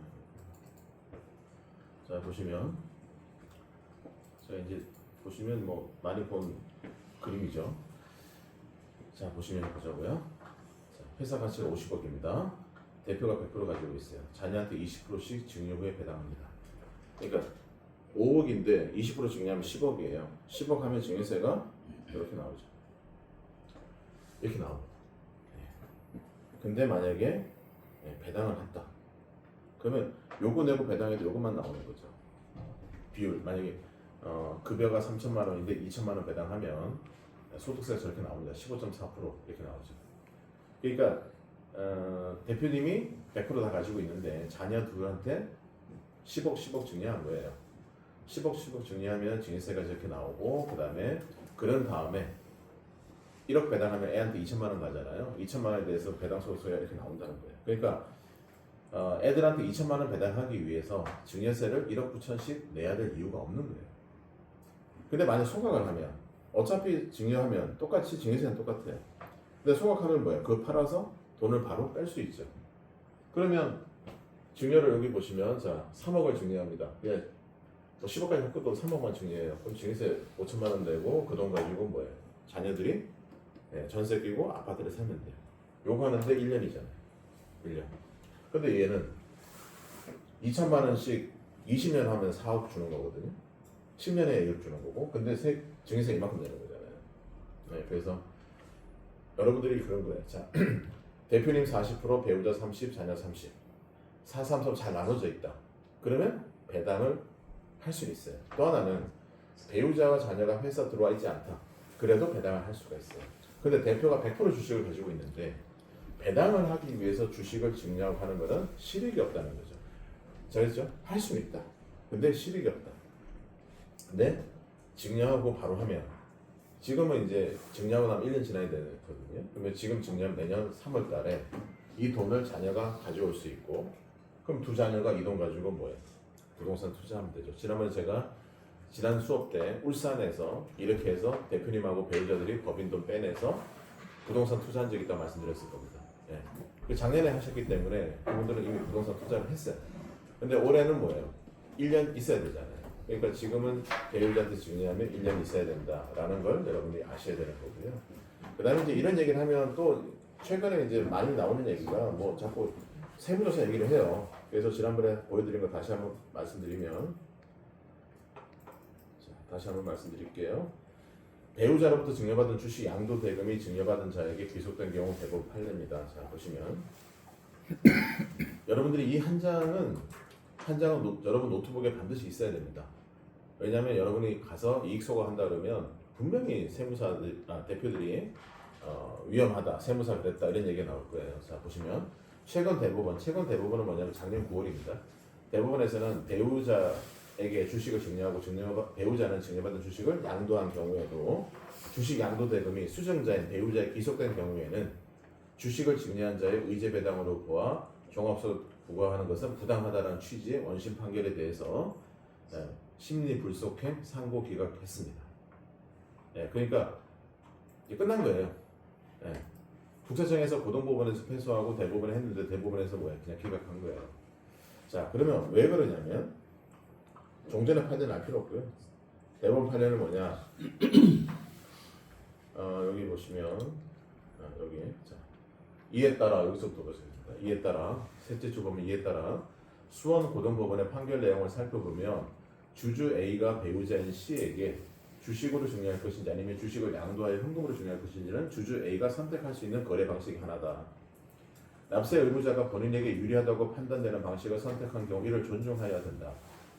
만일 납세 의무자가 선택한 방식을 선택할 정당한 이유가 없거나 거래를 우려함으로 따른 위험이나 손실을 파악하여 그러한 선택을 할 이유가 없음을 이유로 거래를 재구성하여야 함에도 과세관청은 그러한 과정을 간과하고 단순히 거래 결과가 동일하다는 이유만으로 세 부담이 많은 쪽의 거래가 실질 내용이라고 판단 거래를 재구성해서 종소세를 부과하는 것은 부당하다. 이게 무슨 얘기냐면 자 주식을 판 결과는 똑같아요. 그리고 주식값이 나온 건 똑같아요. 그런데 배우자를 통해서 했기 때문에 세금을 안 냈다는 거죠. 그러니까 세금을 안 냈다고 해서 불법은 아니라는 얘기죠. 그럼 예를 들면 자 내가 집을 비과세 받기 위해서 3년 보유하고 팔았어요. 그 비과세 받았어요. 그게 불법이냐고? 그건 아니라는 거죠. 그래서 세금을 안 냈다고 해서 불법은 아니다 이런 얘기입니다. 그다음에 유의할 판례는 보시면 자 유의할 사항입니다. 이것도 고객한테 여러분이 안내를 하셔야겠죠. 판례의 핵심 내용은 주식 양도 대금이 누구에게 귀속되는지에 따라 달라지는 것으로 본 판례에서는 배우자에게 귀속되었기 때문에 배우자에 과세해야 한다는 것이다. 그러니까 배우자한테 과세하는 거예요. 근데 배우자는 뭐예요? 증여받은 금액으로 팔았잖아요. 6억에 팔았잖아요. 그럼 배우자한테 과세해도 세금이 없어야죠. 그러니까 배우자가 팔고 배우자 돈을 받았는데 왜? 뭐예요? 남편한테 과세시켰네 이런 뜻이에요. 자, 만일 배우자에게 증여한 것이 형식일 뿐이고 실질 내용에서 보면 증여자에게 귀속된 확인될 때는 여전히 증여자에게 종소세를 과세할 수 있다는 것입니다. 그러니까 뭐냐면 남편이 배우자한테 돈을 줬어요. 주식을 줬어요. 그럼 배우자가 팔았어요. 그리고 그 돈을 누가 가져갔어요? 마누라가 가져갔어요. 그러면 돈 가져간 배우자한테 과세하지 왜 남편한테 하냐. 근데 문제는 그 돈을 만약에 남편이 가져갔다면 남편한테 과세하는 건 맞다 이런 얘기죠. 그러니까 명확하게 대법원에서 판결문을 명확히 만들어놨어요. 그래서 뭐 물론 이제 또 이럴 수 있죠. 일선에 있는 공무원들은 대법원 판결이 이런 게 있는지 없는지 모르는 분도 있을 거니까 분명히. 그러니까 나는 일단 과세하겠다 그런 분도 계실 수 있겠죠. 네. 하지만 어쨌든 대법원에서 최종적으로 판결이 났고 그래서 이런 부분에 대해서는 이제는 문제는 없습니다. 다시 얘기하지만 그 돈을 대표가 가져가지 않으면 돼요. 네, 그것만 조심하시면 될 것 같습니다. 그렇게 하시면 됩니다. 그래서 소각도 그러니까 지금 보시면 자꾸 배당을 하지 마시고 배당보다는 그냥 소각이 빠르다. 단지 법이 바뀌어서 올해부터는 1년 기다리셔야 된다. 그게 좀 안타깝죠. 근데 1년 지나면 그럼 1년 지나면 세금이 나올 거냐 말 거냐. 자 1년 지나서 만약에 주가가 조금 떨어졌다. 그럼 안 나오겠죠. 네. 올라가면 나오겠죠. 그럼 뭐야? 우리가 영업할 수도 있죠. 대표님 이거 올해 이익 나면 주가가 올라가면 소각하려고 사모님하고 애한테 증여한 거 세금 나온다. 그러니 뭐야? 이익 조절을 위해서 경영위원회 좀 합시다. 하나 더 합시다. 이것도 영업이 되는 거예요. 그러니까 세금이 나오는 거는 주가 올라가면 차익 있으니까 나오겠죠. 자, 보게 얘기해 보자면 6억에 증여하셨는데 지금 대표님 회사가 잘 돼서 예상해 보니까 6억인데 나중에 팔 때는 6억 5천 정도 될 것 같다. 그럼 5천에 대해서 뭐가 나와요? 세금이 나오죠. 의제 배당 소득세가 나와요. 그러면 대표님 그거 아까운데 굳이 뭐 그렇게 낼 거 뭐 있냐? 이익을 좀 낮추기 위해서 대표님 퇴직금 경정을 작게라도 하나 더 합시다. 이렇게도 할 수 있는 거예요. 그럼 여러분 보험 파는데 나쁘지도 않아요. 근데 대부분의 설계사는 뭐냐면 1년 있다 해야 되니까 당장 못하니까 계약을 제대로 못 받는다. 그러니까 해보지도 않고 그런 얘기만 하는 거예요. 해보지도 않고. 그래서 상대방한테는 충분히 그렇게 얘기하실 수 있는 게 있다는 얘기입니다. 오랜만에 떠들으니까 쉽지 않네요. 자, 오후 시간에는 노트북 가지고 좀 할 거예요. 만약에 노트북 없으면 옆에 사람하고 같이 하시면 돼요. 아시겠죠? 네, 그래서 할 거고요. 어떻게 1시간 더 하고 점심 드실래요? 지금 드실래요? 네? 1시간 더 하고 다들 아침 드시고 오셨나 보죠? 자, 그 다음에 몇 가지만 더 말씀드릴게요.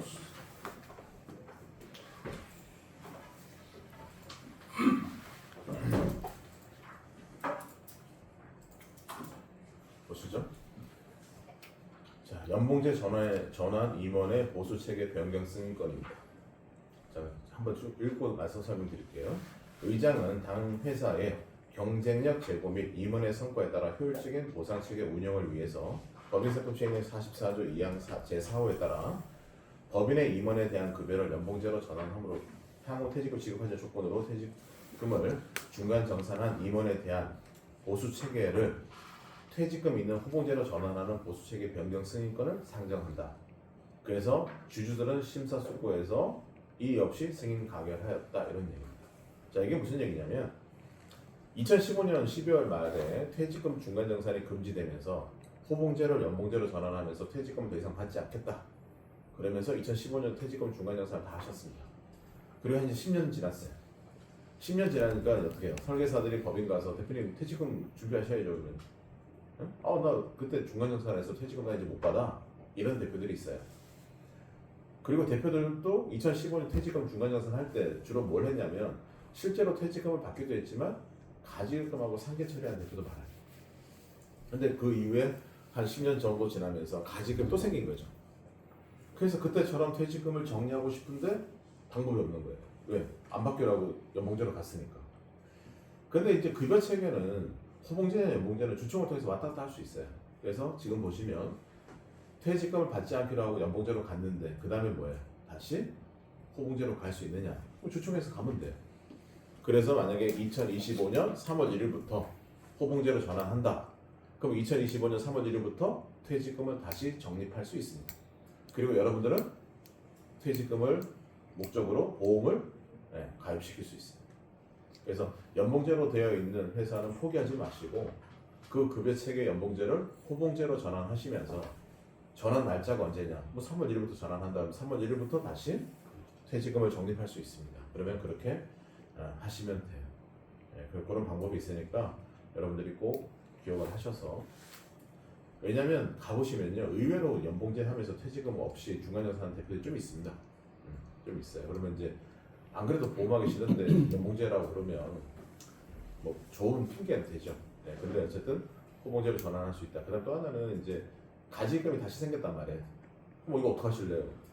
그러면 이제 대표가 또 고민이 있죠. 그러니까 예전에 2015년도에 연봉제 전환하면서 퇴직금 중간연사를 하셨으니 이번에도 그런 준비를 하자. 그래서 지금부터 호봉제로 돌려서 하자. 이렇게 하시면 되는데, 주의하실 거는 뭐냐?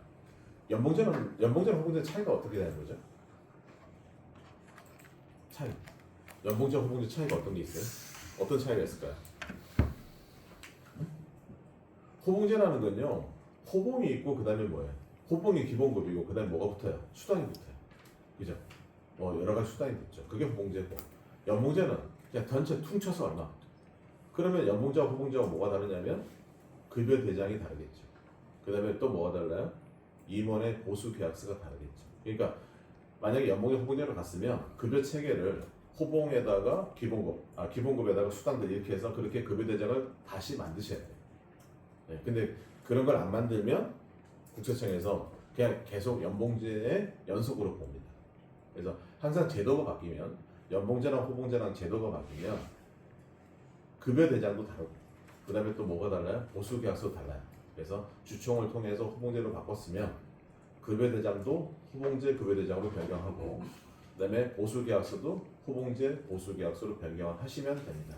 근데 이제 대부분이 야 그거 된대 하고 그냥 자기들 마음대로 호봉제로 해.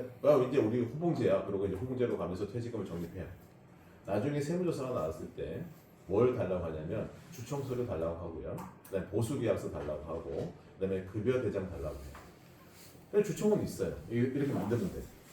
근데 급여 대장과 보수계약서가 여전히 과거의 연봉제 형태를 띠고 있으면 국세청은 호봉제의 변경으로 인정하지 않습니다.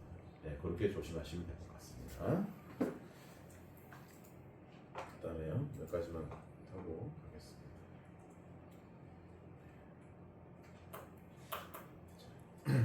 뭐 아까 다시 한번 설명할게요. 이제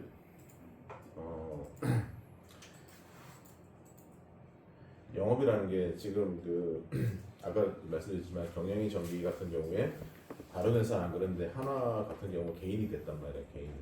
그래서 설계사들끼리 서로 계약 해주고 수수료 챙겨주고 이런, 그게 다 걸렸어요. 한화가. 그래서 하나만 지금 절판된 거 아니에요. 하나만. 응?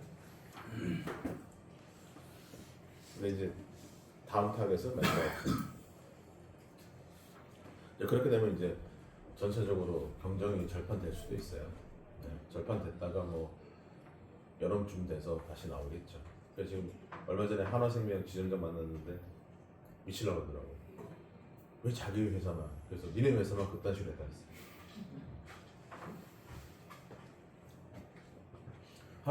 한화생명 경영이 개인한테 파신 분들 많아요.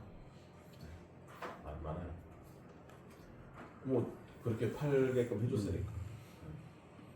그리고 지금 신한라이프도 마찬가지죠. 신한라이프에서 일 잘하시는 로얄라이언 같은 분들, 메트라이프 대표 회사 같은 분들이 배우자가 다 GA 코드가 다 있어요. 저희 회사에도 있어요. 얼마 전에 그 로얄라이언이 자기 배우자 코드로 1,000만 원 넣었어요. 자기 남편 거를. 수당이 5천 나오잖아요. 지책. 자기 회사는 그렇게 해도 안 나온다는 거지. 어수선. 그래서 아마 이번 달에는 그 대납이 더 활발하지 않을까. 그리고 이번에 시책 뜬 거 보시면 아시잖아요. 경영이 저기 시책이 다 줄었죠. 모든 보험사가 경영 시책이 다 줄었어요. 그 다음에 단기납 종신 시책을 다 올렸어요. 그러니까 회사도 지금은 몸살이는 중인 것 같긴 해요. 그럼 뭐 어떡하겠어요? 뭐 흐름에 따라 가셔야지. 그냥 뭐 내가 법인 영업한다 그러면 뭐 수당이 좀 적어도 경영이 하시면 되는 거고, 나는 그냥 뭐 수당 많은 거 판다, 시책 많은 거 판다 그러면 단기납 5년짜리 해가지고 뭐 말하기 좋잖아요. 5년만 내면 된다. 그리고 1,000만 원 하면 5천만 원 당장 이번에 5천 주니까 수당 시책만.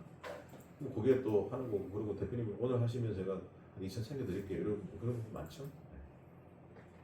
네. 여기 있잖아요 대나배와 광주에. 광주 여성분 한 분 있어요 대나배와.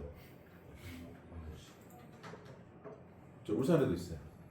네, 무조건 그분은 시책금은 다 줘요 고객을. 네.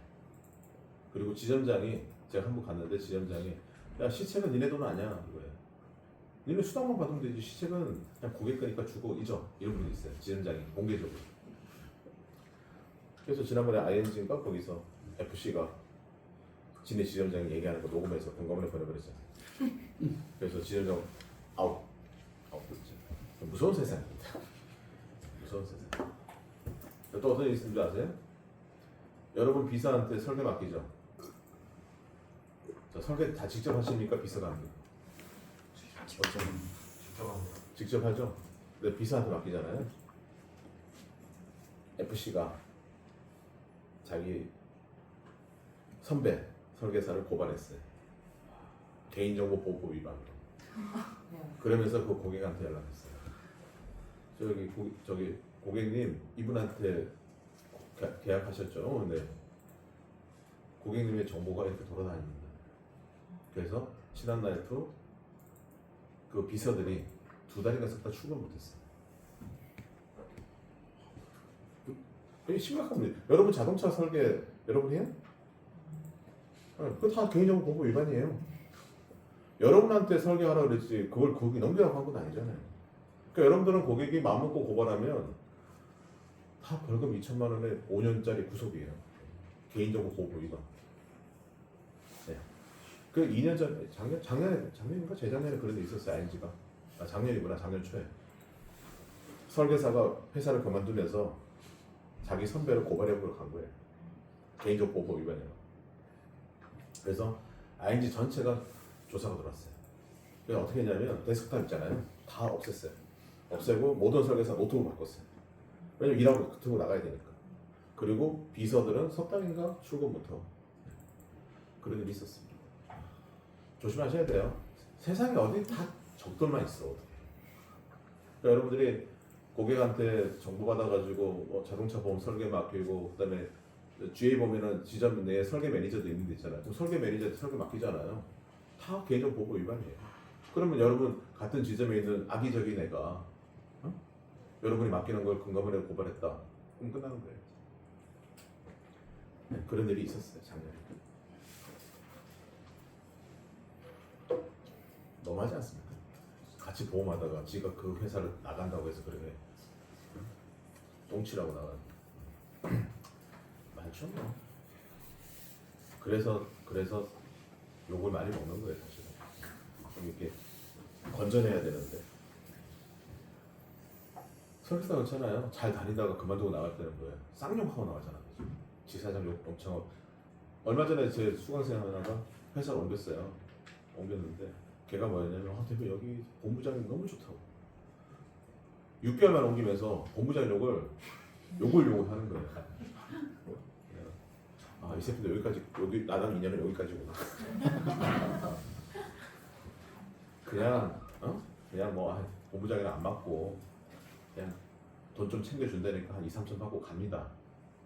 그러면 얼마나 솔직해. 그건 아니고 있을 때는 그러고. 얼마 전에 또 신한금융인가?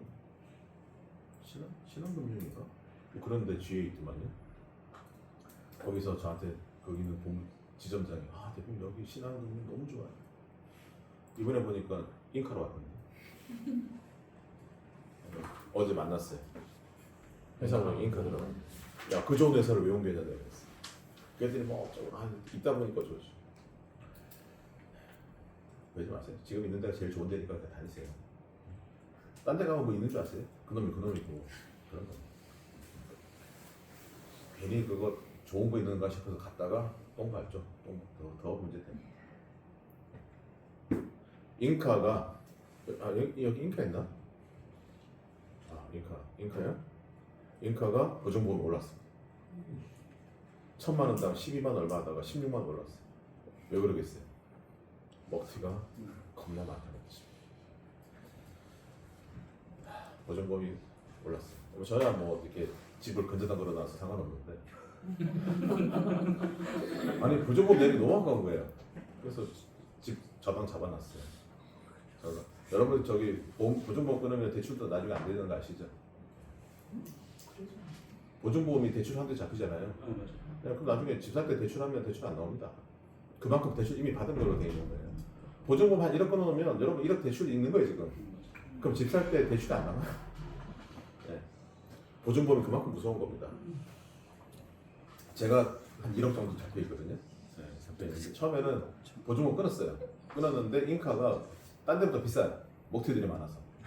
그래서 3천까지 끊다 그다음부터 그냥 잡아놨죠. 그다음부터는 뭐 보증보험료도 안 나가고 쓰고 식사하고 또 계속 이어가겠습니다. 순손익가치 3배, 순자산가치 2배로 오로 나눕니다. 이게 식이고요. 순손익가치 낮추려면 뭐 하면 돼요? 이익을 낮추면 되죠. 순자산은 범위도를 빼면 됩니다. 자, 이게 이제 식이니까 이 식 정도는 여러분이 외우셔야 되죠. 자, 그 다음에 이제 나오는 게 이거죠. 6가지. 예. 주당가치 계산하는 거. 이거는 이제 교재에도 있습니다. 그래서 하고 여기다가 안 들어간 게 뭐냐면 소각. 예, 이익 소각이 안 들어가 있습니다. 그다음 또 하나가 DC형에 넣는 게 안 들어가 있어요. 2개가 안 들어가 있어요. 나머지는 다 주가를 낮추는 방법이고 여기다가 추가하는 거는 급여도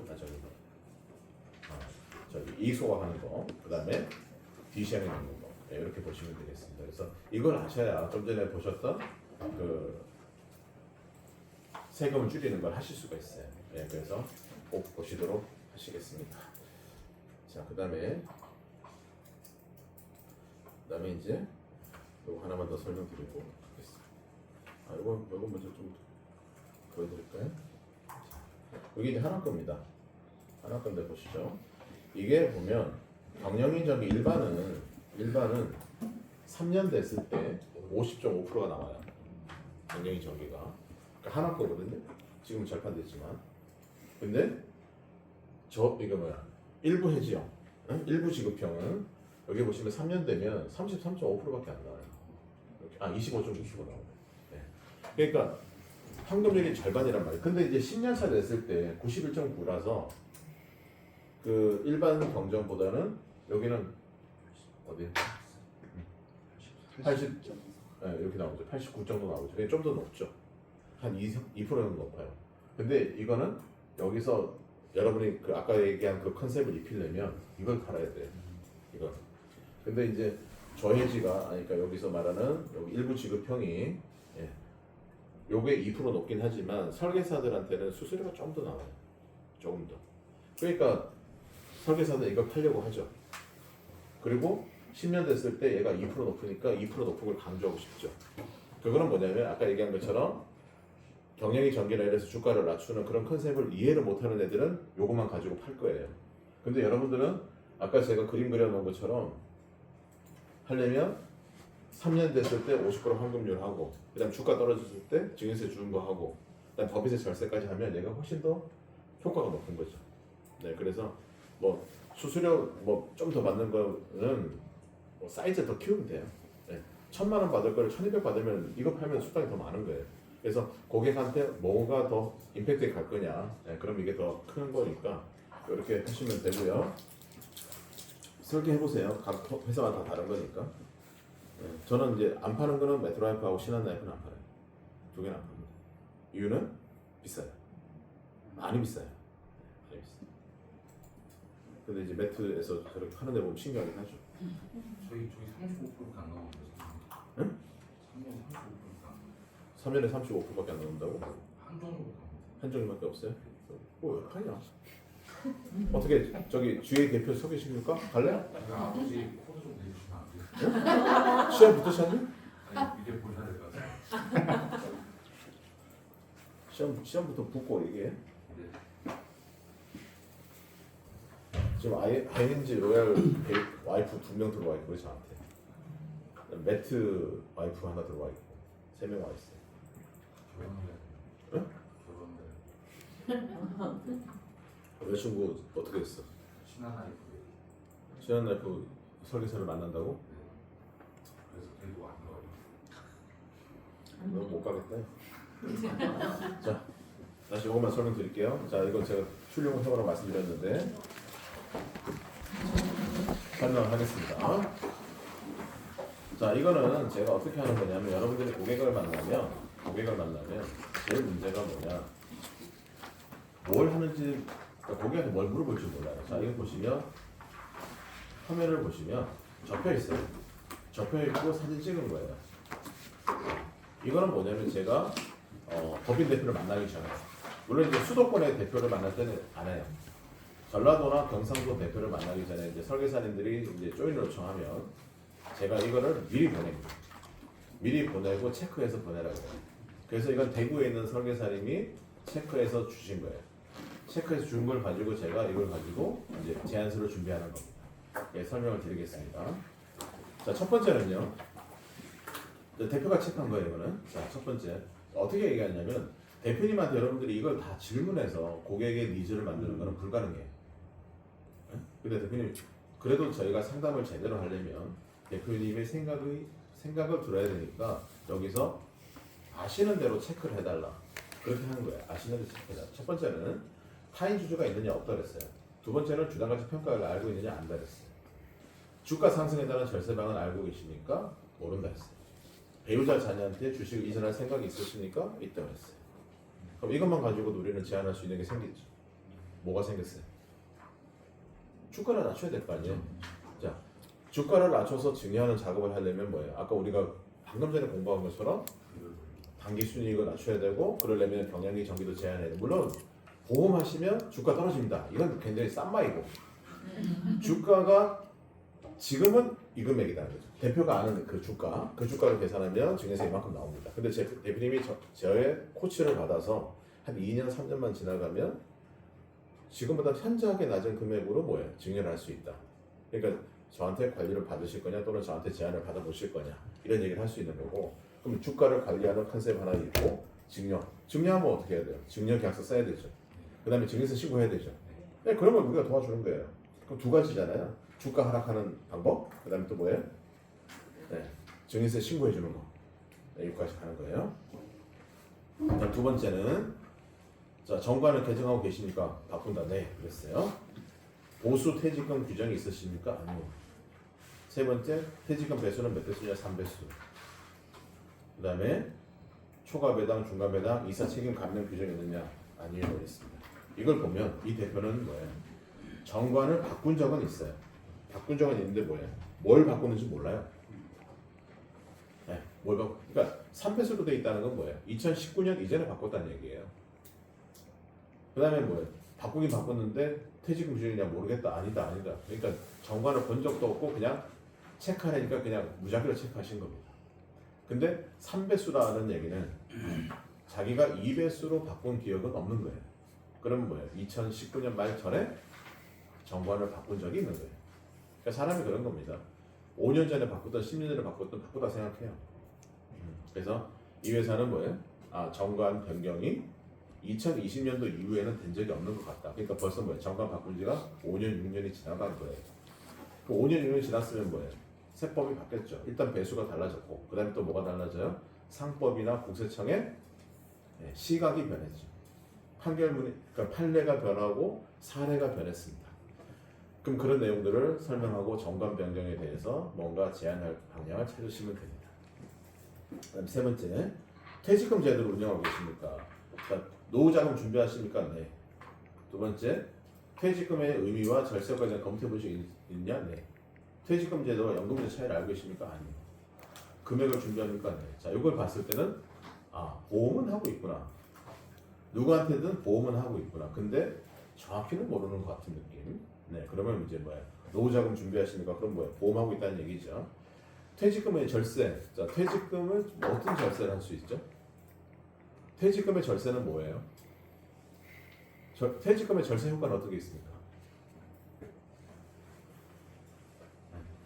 여전히 침묵하고 계시네.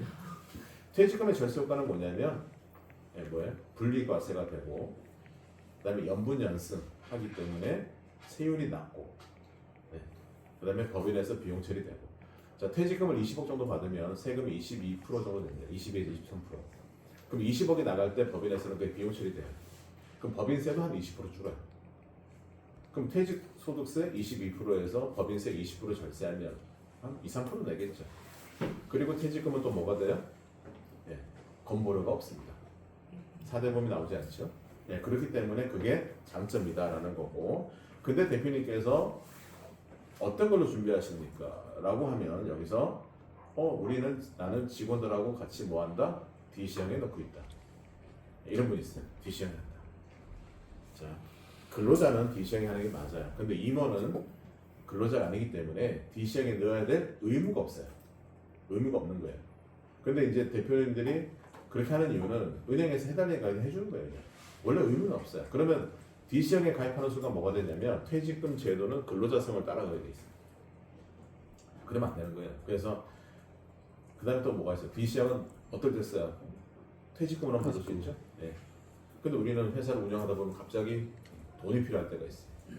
그러면 약대할 수 있는 경영인 정비가 더 나을 수도 있다는 거죠. 그래서 둘 다 비용 처리되고 둘 다 퇴직금을 받아가지만 경영인 정비와 DC형의 차이점을 설명해주고 대표님은 안 해도 되는 짓을 지금 하고 있다 이런 얘기죠. 그렇게 설명하시면 되겠습니다. 솔직히 대표들이 알아서 하는 거 아니에요. 알아서 하는 거 아니고 그냥 은행에서 하도 대출 받으러 가면 하나 해달라니까 해주는 거죠. 네, 해달라니까 해주는 거예요. 그래서 하는 거예요. 그 다음에 대표 임원의 퇴직 금액을 준비하시니까 자 그러면 뭐 물어봐야 돼요? 자 DC형에 나 우리 DC형 넣고 있다. 그럼 물어봐야죠. 얼마 하십니까? DC형이 얼마 넣는지 물어보셔야죠. 근데 대표님 웃긴 게 뭐냐면 얼마 넣는지 몰라요. 자기게. 그럼 그걸 가장 정확히 아는 데가 누구겠어요? 경리. 그럼 대표님 경리한테 물어봐 주세요. 그러면 경리 지금 바쁜데 내가 알아봐 줄게. 체크하고 알려줄게. 그리고 알려주지 않아요. 그거는 뭐냐면 여러분한테 보험 가입할 의사가 없다는 뜻입니다. 네. 그러니까 야 상담하다 전화해서 야 나 DC에 얼마 들어가? 한 번만 하면 되잖아. 인터폰 한 번만 하면 돼요. 근데 그걸 안 하는 대표들이 있어요. 그리고 설계사님들이 제가 물어보라 그러거든요. 얼마 넣는지. 아이고 중요한 것도 아닌데 경리가 바쁘다고 빨리 안 알려주네요. 그러면 그런 생각이 들죠. 아직 너도 멀었다. 대표가 너를 인정하지 않을 겁니다. 인정하면 그렇게 하죠. 제가 옛날에 그랬잖아요. 수업 때. 저도 바쁘게 일할 때가 있고 한가할 때가 있어요. 어떤 날은 아침부터 저녁까지 넷플릭스 보고 놀 때도 있어요. 유튜브 보면서. 요즘에 제가 유튜브에 꽂히는 게 하나 있어서 보고 노는데 그래도 내가 꼴 보기 싫은 후배가 연락 오면 외근 중이라고 해요. 근데 내가 강의할 때 대표 여기 지나갈 일이 있는데 잠깐 들러도 되냐고. 그럼 내가 나 강의 중인데 12시부터 1시까지 점심 할 거니까 그럼 그때 맞춰서 와. 그럼 가서 같이 밥 먹죠. 여러분도 그럴 거 아니에요. 여러분도 사람을 만날 때 내가 좋아하는 애는 어떻게든 시간 내서 봅니다. 내가 꼴 보기 싫으면 한가해도 안 봐요.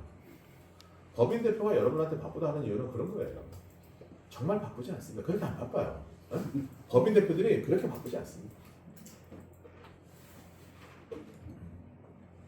그러니까 여러분들이 저 대표님은 늘 바빠. 그거는 반대로 생각하면 여러분이 아직 그 대표한테 존재감이 없는 거예요. 근데 그걸 그렇게 받아들이려니까 굉장히 마음 아프잖아요. 그러니까 합리화를 시키는 거예요. 자꾸 대표가 바쁘다는 합리화. 그렇게 바쁘지 않습니다. 그러니까 냉정하게 자기를 볼 줄 아셔야 됩니다. 나 지금 멀었구나. 가끔 그런 거 있잖아요. 대학 졸업하고 대학원하고 석사, 박사 따고 하는 분들 왜 그러냐면요. 공부가 좋은 게 아니라 세상 나가는 게 두려워서 그런 애들 많아요. 직장 구할 자신감이 없는 거예요. 그러니까 공부라도 한다는 위로감. 설계사 그런 거 있잖아요. 무적인데 출근을 매일 해. 내가 출근할 수 있는 곳이 있다는 위로감. 설계사가 출근하는 곳이 있는 위로가 뭐가 필요해요? 업적이 필요하지. 근데 그거를 나는 그래도 출근은 매일 해. 우리 사무실에 하나 있어요. 매일 나와요. 근데 지금 내가 알기로 2달째 무적이에요. 매일 나와요. 그리고 이제 점심 때 되면 대표님 식사 안 해요 그러면. 식사 안 해요가 밥 사주세요라는 말로 들리기 시작합니다. 여러분도 그런 데 있을걸요? 사무실에 있는데 FC님이 대표님 식사 안 하세요? 밥 때인데? 밥 먹자는 얘기가 아니고 밥 사 이런 얘기죠. 그래서 요즘에는 저 혼자 밥 먹어요. 혼자 오만 생각하면서 밥 먹어요. 하여튼 그래. 자 이렇게 해서 체크할 수 있고요. 자 그 다음에 영업, 인사관리, 회계 등의 중요한 핵심 부분의 CEO 역할이 크십니까? 당연히 크죠. 그다음 대표가 죽으면 발생 가능한 리스크를 알고 계십니까? 모른다. 보장자산이 마련되어 있습니까? 모른다. 보장자산의 의미를 모르겠죠. 보장자산은 뭐예요? 사망보험금. 옛날에 삼성생명에서 저기 광고 때 했죠. 당신의 보장자산은 얼마입니까? 그래 너 죽으면 얼마 나오니 이런 뜻이죠. 그 다음에 동업자. 자, 동업자 유고. 이 회사는 동업자 혼자 하니까 동업자는 없겠죠. 체크 안 했습니다. 자 그럼 대표가 죽으면 어떤 문제가 생겨요? 대표가 죽으면 첫 번째는 뭐가 생기냐면 회사 자산에 대한 상속세 부분이 발생합니다. 그죠? 대표가 죽으면 자 주식을 100% 가지고 있어요. 근데 대표님의 주식이 약 50억이다. 그럼 그 50억에다가 개인 자산에 대한 상속세가 발생합니다. 그 다음에 대표가 개인적으로 채무를 지고 있는 또는 보증을 안고 있는 채무에 대해서 상환 요청이 들어옵니다. 이게 리스크죠. 네, 사실 이게 리스크죠. 근데 대부분의 법인 대표님들이 자기 집을 담보로 대출을 받아서 회사에 넣어놨어요. 그럼 집도 날리는 거예요. 그런 리스크를 말하는 겁니다. 그럼 그런 리스크를 해지하려면 뭐 해야 돼? 그런 대출금이나 자금을 해결할 수 있는 돈이 필요하죠. 그 돈을 마련하는 방법이 보장성 보험인 거예요. 네, 보장성 보험. 그러니까 여러분들 보험할 때 처음에 남편 급여의 5년치 연봉을 사망보험 준비해라. 저도 그렇게 배웠어요. 그거 처음 시작할 때. 남편 연봉 1억이면 종씨는 5억짜리를 해야 된다. 그래야 남편이 죽으면 5억 받아서 뭐라도 할 수 있는 준비 기간이 필요한 거다 이런 얘기죠. 법인도 마찬가지죠. 대표가 죽으면 일단은 뭐예요? 회사를 잘하고 못하고 문제가 아니에요. 주당 가치가 100억이다. 딱 죽으면요 상속세가 30억 떨어져요. 그런데 그 대표가 개인 부동산도 있어요. 그러면 세금이 상속세 한 4, 50억 나오는 건 시간 문제예요. 근데 그걸 언제까지 내야 돼요? 6개월 만에. 근데 집에서 살림만 하는 주부가 6개월 만에 4, 50억을 어떻게 만듭니까? 못 만들죠. 그래서 제 정관의 마지막에 뭐가 있어요? 상속 주식 취득 규정입니다. 유족이 상속받은 주식을 어디다가 남편 회사에 팔아서 그 돈 가지고 세금 내자. 네, 그래서 상속 주식 취득 규정이 있습니다. 그러니까 이런 얘기하면서 정관 변경이 왜 필요한지를 한 번 더 설명하는 거예요. 당신이 죽으면 이 주식 갖고 뭐 할 거냐? 사모님이 할 수 있는 게 아무것도 없다. 그러면 어떻게 해요? 그 받은 주식을 누구한테 팔아서 국세청에서 100억이라 하니 그 100을 누구한테 팔아야 돼. 파는데 그 살 사람이 아무도 없잖아요. 근데 유일하게 살 수 있는 거는 뭐예요? 남편 회사라는 거죠. 그래서 남편 회사 정관에 상속 주식 취득 규정을 넣고 유족이 요청하면 6개월 내에 요청하면은 한 달 내에 돈을 줘야 된다. 이런 내용을 넣고 공증을 하는 겁니다. 이게 상속 주식 취득 규정이라는 거예요. 제 정관 뒤에 맨 마지막에 있습니다. 그러니까 그렇게 되면 자연스럽게 정관 변경도 얘기할 수 있고 당신이 죽었을 때 리스크에 대해서 해지할 수도 있는 거다. 자, 그다음에 급여 책정 시에 개인소득 법인세 부담을 고려하십니까? 아닙니다. 유족 보상금이나 퇴직금을 고려해서 연봉을 책정 아니요. 해당하고 있습니까? 아니요. 네. 완전 호구죠 이거 다 아니잖아요. 자, 그럼 첫 번째가 뭐야? 소득세와 법인세. 이건 뭐였죠? 내가 급여를 받으면 소득세가 늘어나요. 근데 그 급여가 법인에서 뭐가 돼요? 비용 처리돼서 법인세가 줄어요. 그래서 제가 보여드린 엑셀이 있습니다.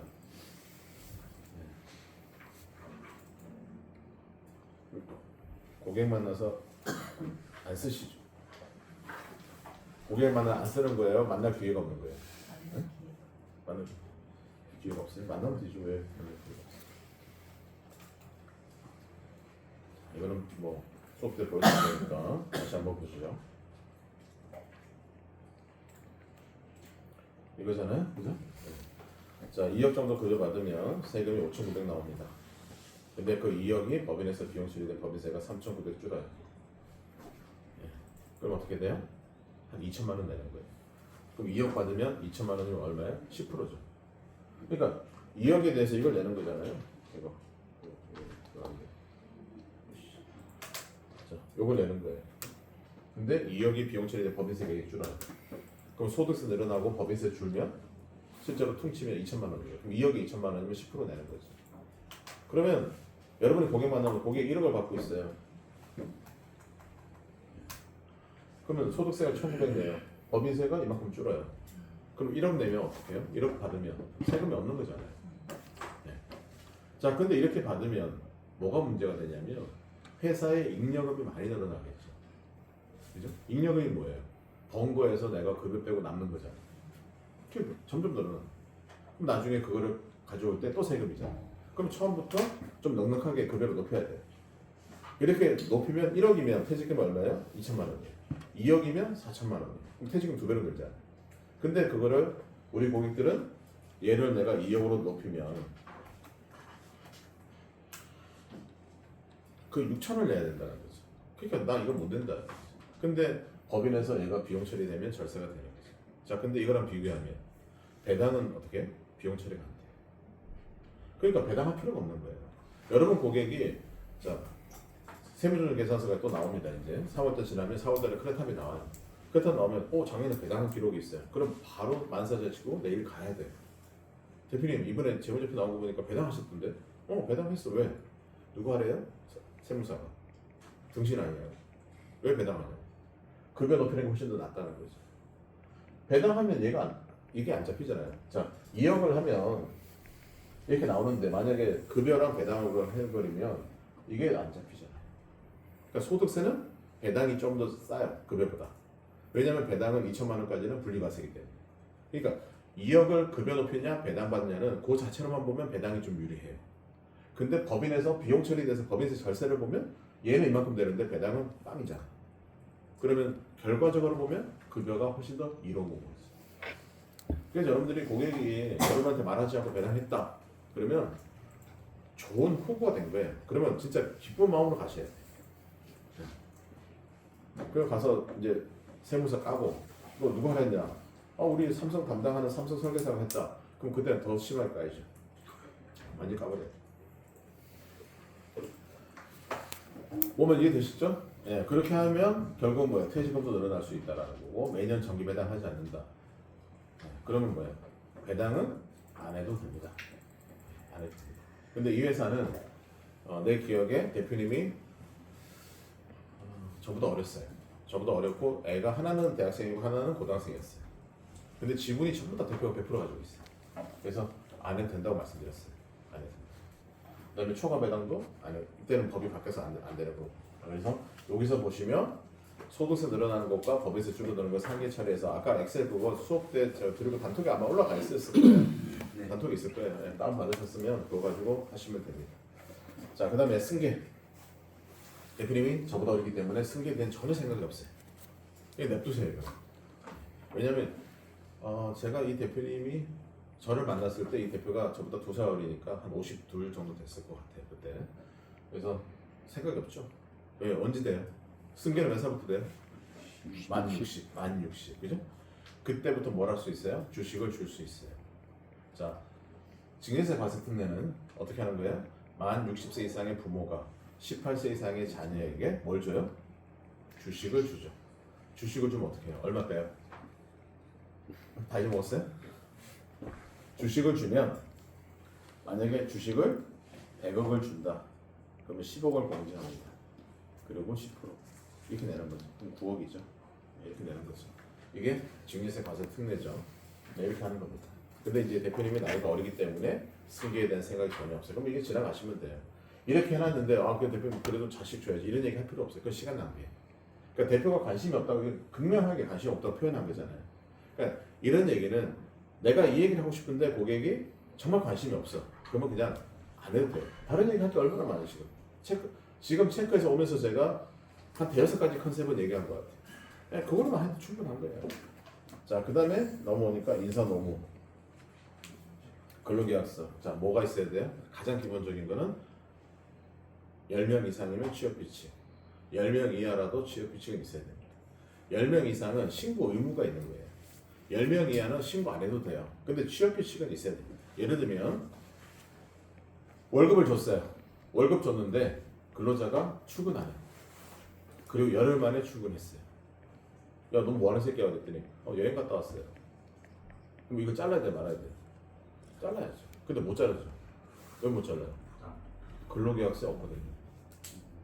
근로계약서에 자 3일 무단 결근하면 해고, 라는 내용이 근로계약서에 있어야 됩니다. 없어요. 여러분 고객들 근로계약서 받아보세요. 그런 내용이 있는 회사 잘 없어요. 그럼 그걸 어디다 넣어야 돼? 취업 규칙에 넣어요. 근데 대표들은 또 뭐라고 하냐면 야 취업 규칙은 10명 이상 있어야 된대. 10명 이상 있는 거는 뭐냐면 노동청에 신고하는 게 10명이에요. 10명 미만은 사교는 있어야죠. 그럼 그걸 가지고 해고할 수 있습니다. 네, 그런 것들. 노무서식. 제가 지난번에 수업 때 노무서식 쭉 설명해드렸나? 기억을 해보세요 좀. 기억이 나지 않습니다. 그럼 제가 좀 이따 설명드릴게요. 그 다음에 이제 가지금 고민 있으니까 내 있다고 그랬잖아요. 그럼 뭐야? 여러분이 알고 있는 가지금 솔루션에 대해서 설명을 하는 건데 가장 먼저 할 게 뭐예요? 네, 세무조정 계산서 받으셔야죠. 가지금에 대한 고민을 하면 여러분이 가장 먼저 할 거는 세무조정 계산서를 받으셔야 돼요. 왜? 누구 건지 알아야 되잖아요. 세무조정 계산서를 보면 가지금 금액 앞에 사람 이름이 있어요. 그럼 그 사람 거예요. 그 사람 거. 네. 그러니까 여러분이 대표랑 얘기한다고 무조건 대표 게 아니라 세무조정 계산서에 기록된 돈 앞에 있는 이름, 그 사람 겁니다. 그래서 그걸 보셔야 되고 또 하나는 네, 왜 생겼는지 물어보셔야죠. 원인을 분석해야 해결안을 알 수 있어요. 네, 그런 거. 그래서 이제 뭐 가지금 처리하는 방법은 갚아야겠죠. 네, 근데 이럴 수는 있죠. 자, 대표가 60%, 배우자가 40%. 근데 가지금을 받는데 대표가 5억 있었어요. 그러면 배우자가 여기다가 5억을 증여하고, 그죠? 주식 5억을 증여하고 여기서 5억을 양도해요. 그리고 상계 처리. 이러면 되죠. 그러니까 배우자가 주식을 조금은 가지고 있는 게 좋다는 얘기예요. 배우자가 주식이 있으면 대표가 가지금이 생기겠죠. 그러면 지금은 돈을 돌려서 받는 건 안 되니까 결국은 배우자가 증여한 거를 대표가 팔아서 돈을 받으면 돼요. 돈을 받으면 되는데 대표한테 귀속이 되는 거잖아요. 이 사람이 5억이, 그죠? 5억이 귀속되는 거잖아요. 배우자가 5억을 증여하고 주식을 증여하고 팔았어요. 그 5억을 받으면 돼. 받으면 되는데 뭐 돈이 귀속되려면 돈을 받아서 갚든 아니면 상계 처리하든 되는 거잖아요. 그러면 이제 가지금 정리가 되죠. 그래서 얼마 전에 저희 회사 직원이 어떤 법인을 갔어요. 법인을 갔는데 보험 얘기라면 하지 말라 그랬대요. 정말 보험을 자기 싫다고. 그래서 이제 크레타워를 갔어요. 나한테 들고 왔어요. 대표님 크레타워 어떻게 해요? 그러길래 봤는데 가지금이 2억 6천인가 있더라고요. 근데 그 회사가 법인 설립한 지 2년밖에 안 됐어요. 그래서 가서 얘기하라 그랬죠. 대표님 2년밖에 안 됐는데 벌써 2억 6천이다. 앞으로 어떻게 할 거냐. 근데 사모님한테 주식을 증여하고 관리를 받으시면 가지금은 나중에 세금 없이 정리하는 방법이 있다. 그렇게 합니다. 그래서 배우자랑 사이도 별로 안 좋다고 막 그런 분인데 배우자한테 주식을 30%를 보냈어요. 3년 안 됐으니까 주가 낮을 거 아니에요. 보냈어요. 보내고 나중에 가지금이 좀 혹시 늘어나면 배우자 거를 받아서 상기 처리하자. 그러고 나서 한 600인가 받아왔어요. 그렇게 보험 실패하는 애가. 그러니까 고객한테 여러분이 어떻게 스토리를 푸느냐가 제일 중요한 겁니다. 그러니까 가장 중요한 거는 뭐냐면 세법을 공부하는 게 중요한 게 아니에요. 상대방이 어떤 생각을 가지고 있고 이 사람이 원하는 게 뭐냐. 그래서 제가 항상 설계사님이 저한테 이제 질문을 해요. 여러분 여기 좀 봐주세요. 이 사람이 상담받고 싶은 내용이 뭐냐고 물어봐요. 그러면 말을 못해요. 그러니까 자기 혼자 머릿속으로 뭐예요? 상상하는 거예요. 아 여기 가서 이렇게 난 하고 싶다. 지가 하고 싶은 거지 고객이 원하는 거예요.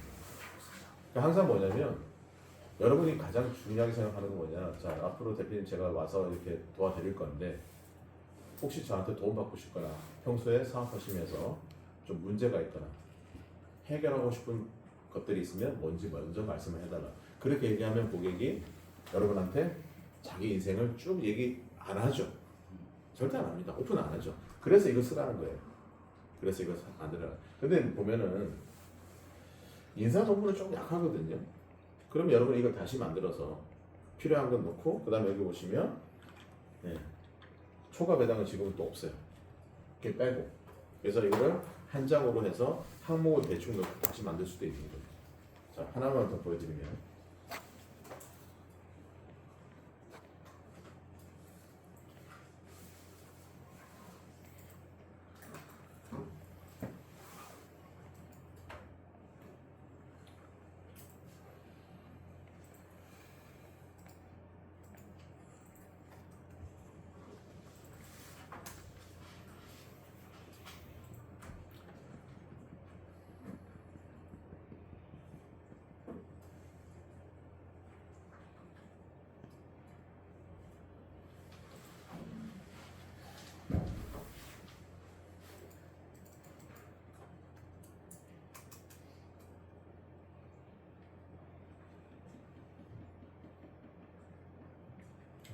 좀더 보여드리겠네.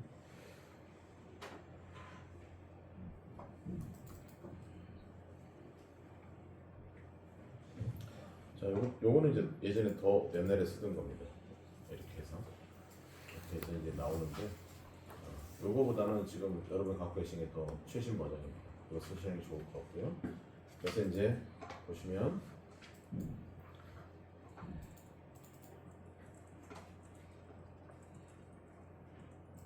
있죠? 이렇게 해서 이제 제 수강생이 강의 들으면서 이렇게 메모하는 거예요. 종이에다가 여러분들이 이걸 가지고 어떻게 체크할 거냐 보시면 되고요.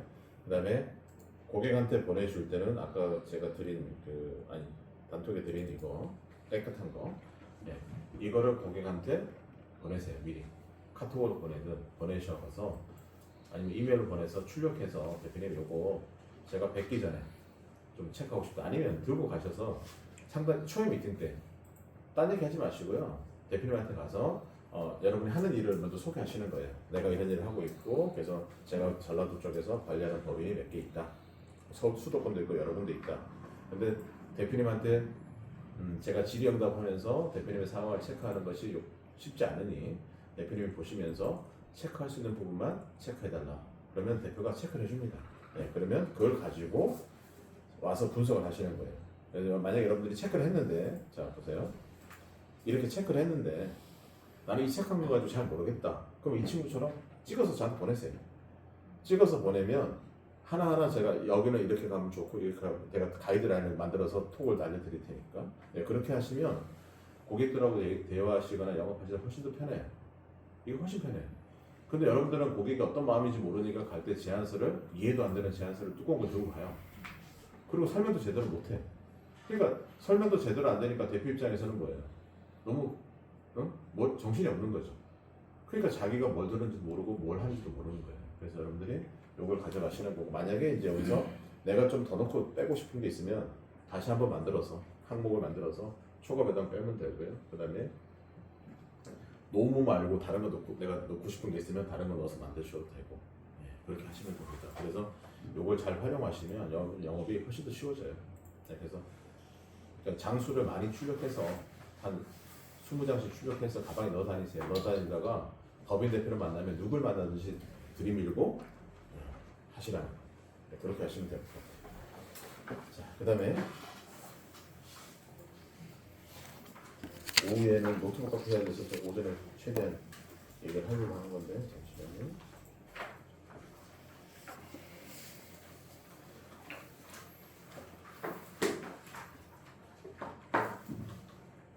이거 안 보셨어요? 네? 기억 안 나요? 보셨어 안 보셨어요? 봤습니다. 근데 왜 다들 아는 것처럼 보고 있어요? 자, 그래서 이거 단톡에 제가 파일을 올렸을 텐데요. 이거랑 계약서 다 해서 처음 봐요? 다시 합시다. 다시 설명드릴게요. 자, 개인정보 수집에 대한 동의서입니다. 아까 체크리스트하고 무조건 같이 갖고 갈 게 이거예요. 네. 자, 그러면 가서 다른 거 다 필요 없어요. 이 서류 하나만 내. 대표 혹시 이 서류 본 적 있으세요? 이런 거 본 적 있으세요? 그러면 이게 뭔데요, 그러죠? 개인정보 수집 이용에 대한 동의서. 이게 뭐죠? 개인정보 보호 위반. 이거 없는 회사가 거의 80%가 넘어요. 물론 이제 규모 있는 회사는 다 있어요. 근데 여러분이 영업하는, 우리가 영업하는 매출이 100억 미만의 회사들은 거의 80%가 없어요. 이게 없으면 뭐예요? 5년 이하 징역 또는 5천만 이하의 벌금이에요. 개인정보 보호법 위반. 이거 노동법이 아니에요. 자, 근로자가 퇴사합니다. 퇴사할 때 어디 가요? 개인정보 보호 위반으로 대표를 고발합니다. 네. 어떻게 고발하냐? 나는 몰랐는데 우리 대표가 내 정보를 삼성화재 보내서 보험을 가입할 때 내 정보를 허용했다. 사용했다. 그러면 개인정보 보호법 위반입니다. 그 다음에 세무서 사무실에 보내서 급여 신고했다. 이것도 개인정보 보호법 위반입니다. 그렇게 하면 5년 이하 징역 또는 5천만 원의 벌금이에요.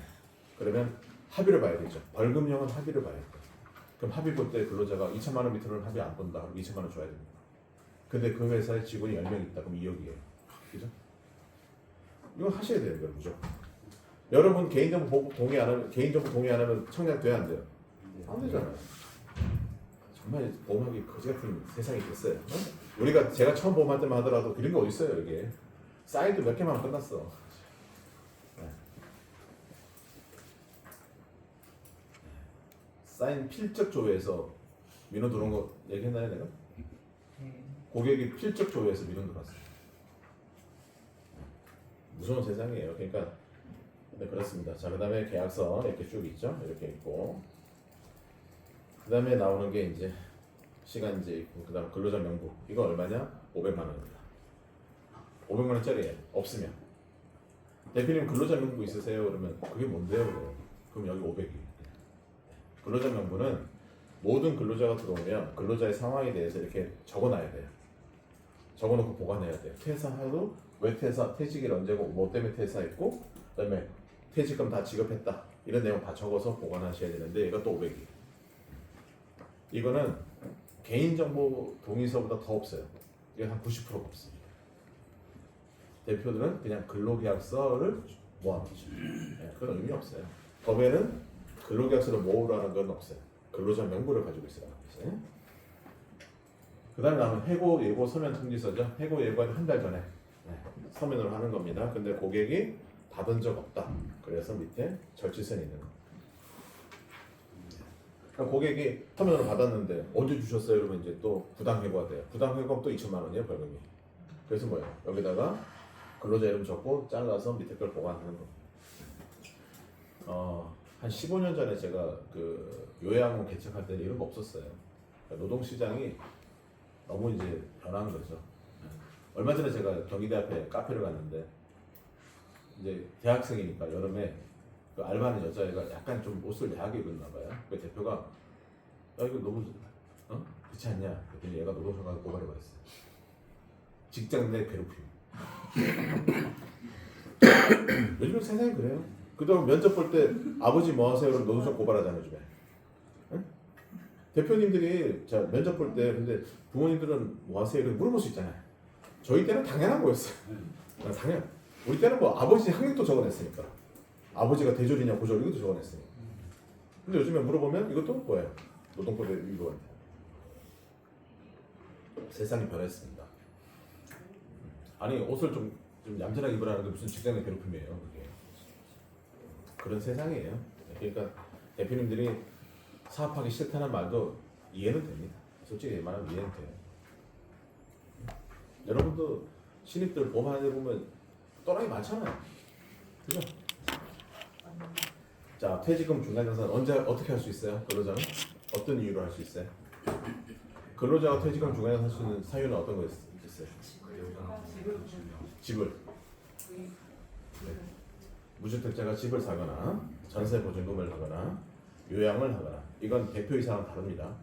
대표는 뭐예요? 3개월 이상 요양이죠. 그래서 그렇게 돼 있습니다. 요거 외에는 중간정산이 안 돼요. 그러니까 신입생들이 학교 가는데 등록금 부족하니까 좀 해달라. 이건 안 돼요. 만약에 그래서 500만 원을 퇴직금을 땡겨줬다. 그럼 나중에 그 근로자가 퇴사할 때 500원 또 줘야 됩니다. 또 줘야 돼요. 그리고 대표는 그 근로자를 상대로 민사를 걸어야 돼요. 부당 이득 반환 청구 소송 이런 걸 해요. 그래서 오래 걸리고 하니까 포기하고 이런 경우도 있습니다. 그래서 요거 꼭 체크하셔서 하셔야 되고요. 그 다음에 나오는 게 이제 정산 확인서. 나는 언제부터 언제까지 일했고 퇴직금을 다 받았다. 이거 왜 하냐면 퇴사하고 한 3달 지나서 자기가 퇴직금을 덜 받은 것 같다 하면서 노동청에 고발하는 근로자가 있어요. 그래서 요것도 다 받았다 확인서 받는 겁니다. 이제 이런 세상이 되어 있기 때문에 받으셔야 되고요. 자, 그 다음에 지급 내용. 이건 뭐냐면 제가 정관 교재에도 있는 건데 이건 뭐예요? 불법 체류자 또는 신용불량자들한테 급여를 줍니다. 근데 불법 체류자 신용불량자한테 급여를 주는데 4대 보험 신고를 못해요. 근데 한 5년 지나면 걔네들한테 줬던 급여가 전부 다 가지금이 돼 있어요. 그럼 어떻게 해요? 사실은 나 얘네들 줬다. 이런 게 있으면 국세청에다가 다시 신고할 수 있어요. 이게 뭐냐? 정기 오류 수정 손실. 제 교재에 있어요. 정기 오류 수정 손실. 사실은 내 얘들한테 줬어요 하고 다시 신고하는 거예요. 그러면 이런 이유로 가지금 생긴 경우에는 가지금이 깔끔하게 정리가 됩니다. 지가 쓴 건 안 되는데 이제 주는 거는 그래서 내가 실제로 언제부터 언제까지 누구한테 얼마 이렇게 다 적어놓는 거죠. 4대 보험 신고는 못하지만 기록을 남겨놓으면 나중에 조사 나왔을 때 내가 쓰지도 않은 돈 때문에 가지금 때문에 억울하잖아요. 네, 그러면 이제 이걸 통해서 원래대로 돌리는 게 정기 오류 수정 손실이라는 게 있습니다. 이걸 하려면 근거가 있어야 되겠죠. 그다음 정보보호서약서. 우리 회사에 있다가 퇴사하면은 뭐예요? 비밀 유지 이런 거죠. 네. 이건 언제 받냐면 입사할 때 받는 겁니다. 퇴사하는 놈한테 쓰라면 쓰겠어요? 네, 그냥 입사할 때. 그냥 뭐든지 근로계약 쓸 때는 뭐예요? 대표가 갑이잖아요. 그때 개인정보 제공 동의서도 사인하고 이것도 사인하고 다 받는 겁니다. 네. 주에 옮길 때도 안 보고 다 사인하잖아요, 그죠? 하면 여기만 하면 되면 다 하고 나중에 보니까 뭐예요? 다 독소조항 있고. 요즘 서울에는 4년 의무 복무도 있어요. 4년. 주에 옮기는데 4년은 무조건 다녀야 돼. 뭐 군대도 아니고 지금 군대도 18개월인데 안타깝죠. 이번에 내 아는 애 500 받고 오겠더라고. 근데 왜 옮기냐 그랬어요. 500 받고 오겠어요. 지난번에 한번은 단장인데 회사를 만드는데 야 너 그렇게 돈 주고 이렇게 되냐 그랬더니 대표님 머리 아파 죽겠다는데 지금까지 애들 습시도 준다고 20억을 대출받았다. 대출금이 20억이에요. 그래서 너 왜 이 짓 하냐 그랬어.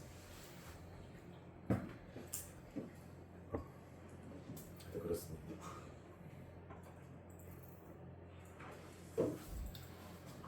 자, 그 다음에 차량 운영일지 쓰셔야 되죠. 여기가 쓰라고 꼭 얘기하셔야 됩니다. 법으로 쓰라고 돼 있어요. 그럼 하셔야 됩니다. 그러니까 여러분들이 안 해도 된다 이런 말은 하시면 안 돼요. 법에서 쓰라고 하면 법의 사랑은 다 하셔야 됩니다. 네, 나중에 다 문제가 될 수 있어요. 그 다음에 요거는 뭐 여기 핸드폰 가면 앱이 있어요. 핸드폰에 차량 운행일지 앱이 있어요. 앱을 깔아놓으면 시동 걸 때 버튼 누르고 도착하면 딱 누르잖아요. 그러면 주행 기록이 딱 저장이 돼요. 그럼 나중에 이게 1년치가 엑셀 파일로 다운돼요. 그럼 출력하면 돼요. 그 대신에 뭐예요? 나의 동선이 다 까이죠. 네, 그러니까 그렇게 하지 말라는 거예요. 그렇게 하지 말라는 거예요. 여러분이 구글 쓰시는 거 보면 구글에 그 위치를 해놓잖아요. 다 끄셔야 됩니다. 나중에 여러분 위치가 다 떠요. 응? 그럼 우리 신랑이 어디 간지 다 알잖아 와이프가. 하시면 안 돼요. 그 지난번에 내가 그래가지고 대표님 와이프 바람피는 잡았잖아요. 되게 미안했어요. 대표가 자기 와이프를 의심하더라고요. 설마 그러겠어요. 야 그래도 방법을 차에다가 추적기 달 수 없냐고 그러더라고요. 사모님 노트북 잘 쓰시냐고. 노트북 구글 들어가 보시고 구글 들어갔더니 와이프가 2년 동안에 다닌 술집과 모텔이 다 떠요. 뭐 놀래고 그래요. 네, 그래서 걸렸지. 그러니까 끄세요. 응? 끄세요. 저는 당연히 꺼져 있습니다. 자, 그 다음에 금품청산. 자, 퇴직금은 언제 주는 거예요? 퇴사하면 2주. 5일날 퇴사하는데 이 회사 월급날이 25일이에요. 그 대표가 근로자한테 야 14일 만에 2주 만에 줘야 되는데 우리 회사 급여가 25일이니까 25일날 퇴직금 줘도 됐냐? 그랬더니 근로자가 편하게 하세요. 그리고 15일 되면 노동청을 가요. 뭐라고? 퇴직금 못 받았다. 그러면 이것도 뭐야? 벌금 1,000인가 2,000인가 그래요. 또. 그럼 퇴직금도 줘야 되고 벌금도 내야 돼. 그러니까 어떻게 해? 동의서를 받아두라는 거지. 항상 얘네들 뭐라 그래요? 언제 나한테 그러셨어요? 나는 그런 얘기 들은 거 없다. 그럼 항상 피해는 누가 봐요? 대표가 보는 거예요.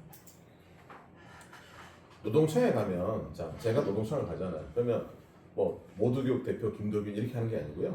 피의자 김도균 이렇게 돼요. 사법경찰관들이 조사를 하는 거거든요. 그래서 나는 피의자가 되는 거예요. 그러니까 여러분이 경찰서가 조사받는 거랑 동급으로 받아요. 그래서 한번 갔다 온 분들은 다시는 가고 싶지 않죠. 그러니까 여러분이 갔는데 이 노무 서식이 잘 돼 있다. 그럼 갔다 오신 분이에요. 응? 한번 갔다 와서 자기 다시는 가고 싶지 않은 거예요. 그래서 노무사한테 기장 맡기고 하는 거예요. 근데 안 가본 애들이 무방비로 있는 거예요. 그러니까 여러분들이 가셔서 제가 지금 여러분 설명하듯이 왜 이런 걸 써야 되고 지금 노동시장이 어떻다는 거를 설명하면 대표가 이쯤 설명하잖아요. 그러면 저 이거 다 저 좀 해주면 안 되냐고.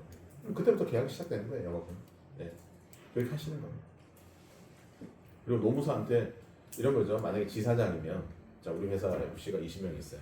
그럼 광주에 내가 하는 노무사가 있을 거 아니에요. 걔랑 계약을 하면 돼요. 야 내가 매달 150만 원씩 줄 테니까 100 줄 테니까 우리 애들이 20명 있는데 얘네들이 너한테 근로계약서를 몇 번을 부탁할지 모르겠지만 어떨 때는 한 달에 한 번도 없는 경우도 있고 어떨 때는 10번 있는 경우도 있잖아요. 근데 상관없이 내가 매달 100에서 150 정도 줄 테니까 해줘. 그럼 모든 노무사는 오케이. 아시겠어요?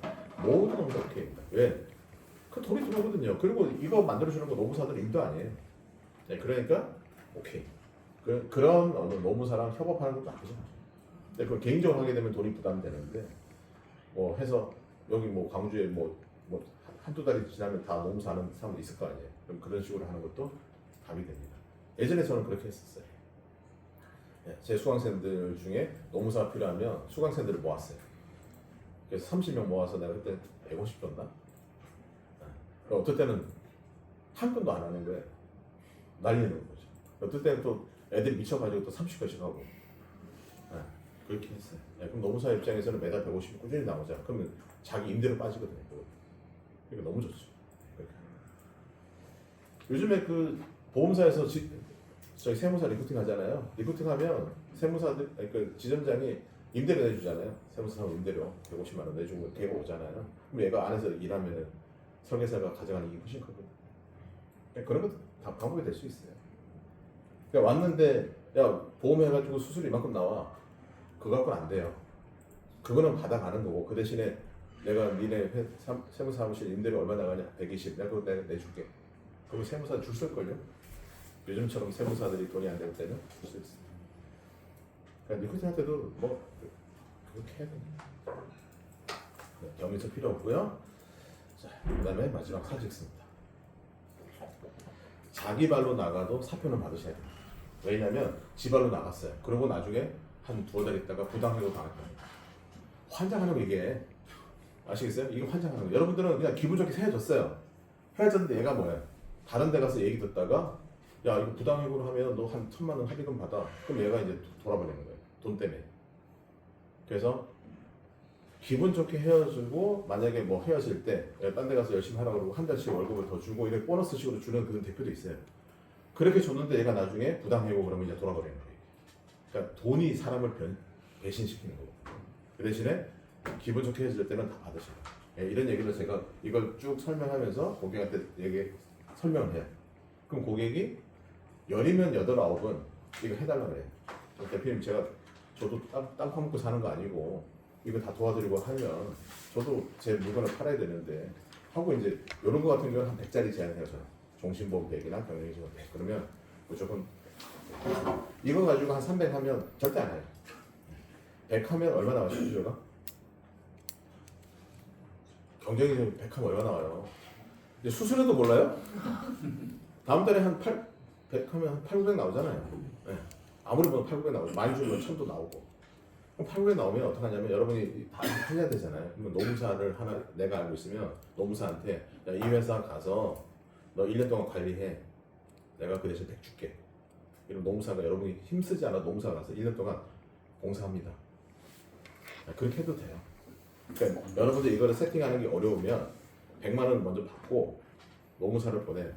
그럼 대표가 굉장히 좋아. 설계상 해주자더니 노무사가 왔어. 그리고 1년 동안 무료 관리돼. 그러면 100만 원 가입한 이상의 만족을 우리 고객이 가져요. 그러면 시간 관리하다 보면 추가 계약은 따라서 나옵니다. 네, 그렇게 하는 방법도 있습니다. 방법 여러 가지가 있어요. 그러니까 대납하는 것보다 훨씬 더 퀄리티 있는 거잖아요. 그러니까 이런 것도 하실 수 있다 이런 얘기 보시면 되겠습니다. 자, 식사하시고요. 1시 반에 오후 시작하겠습니다. 식사하시고 오시면 됩니다. 그렇습니다. 감사합니다.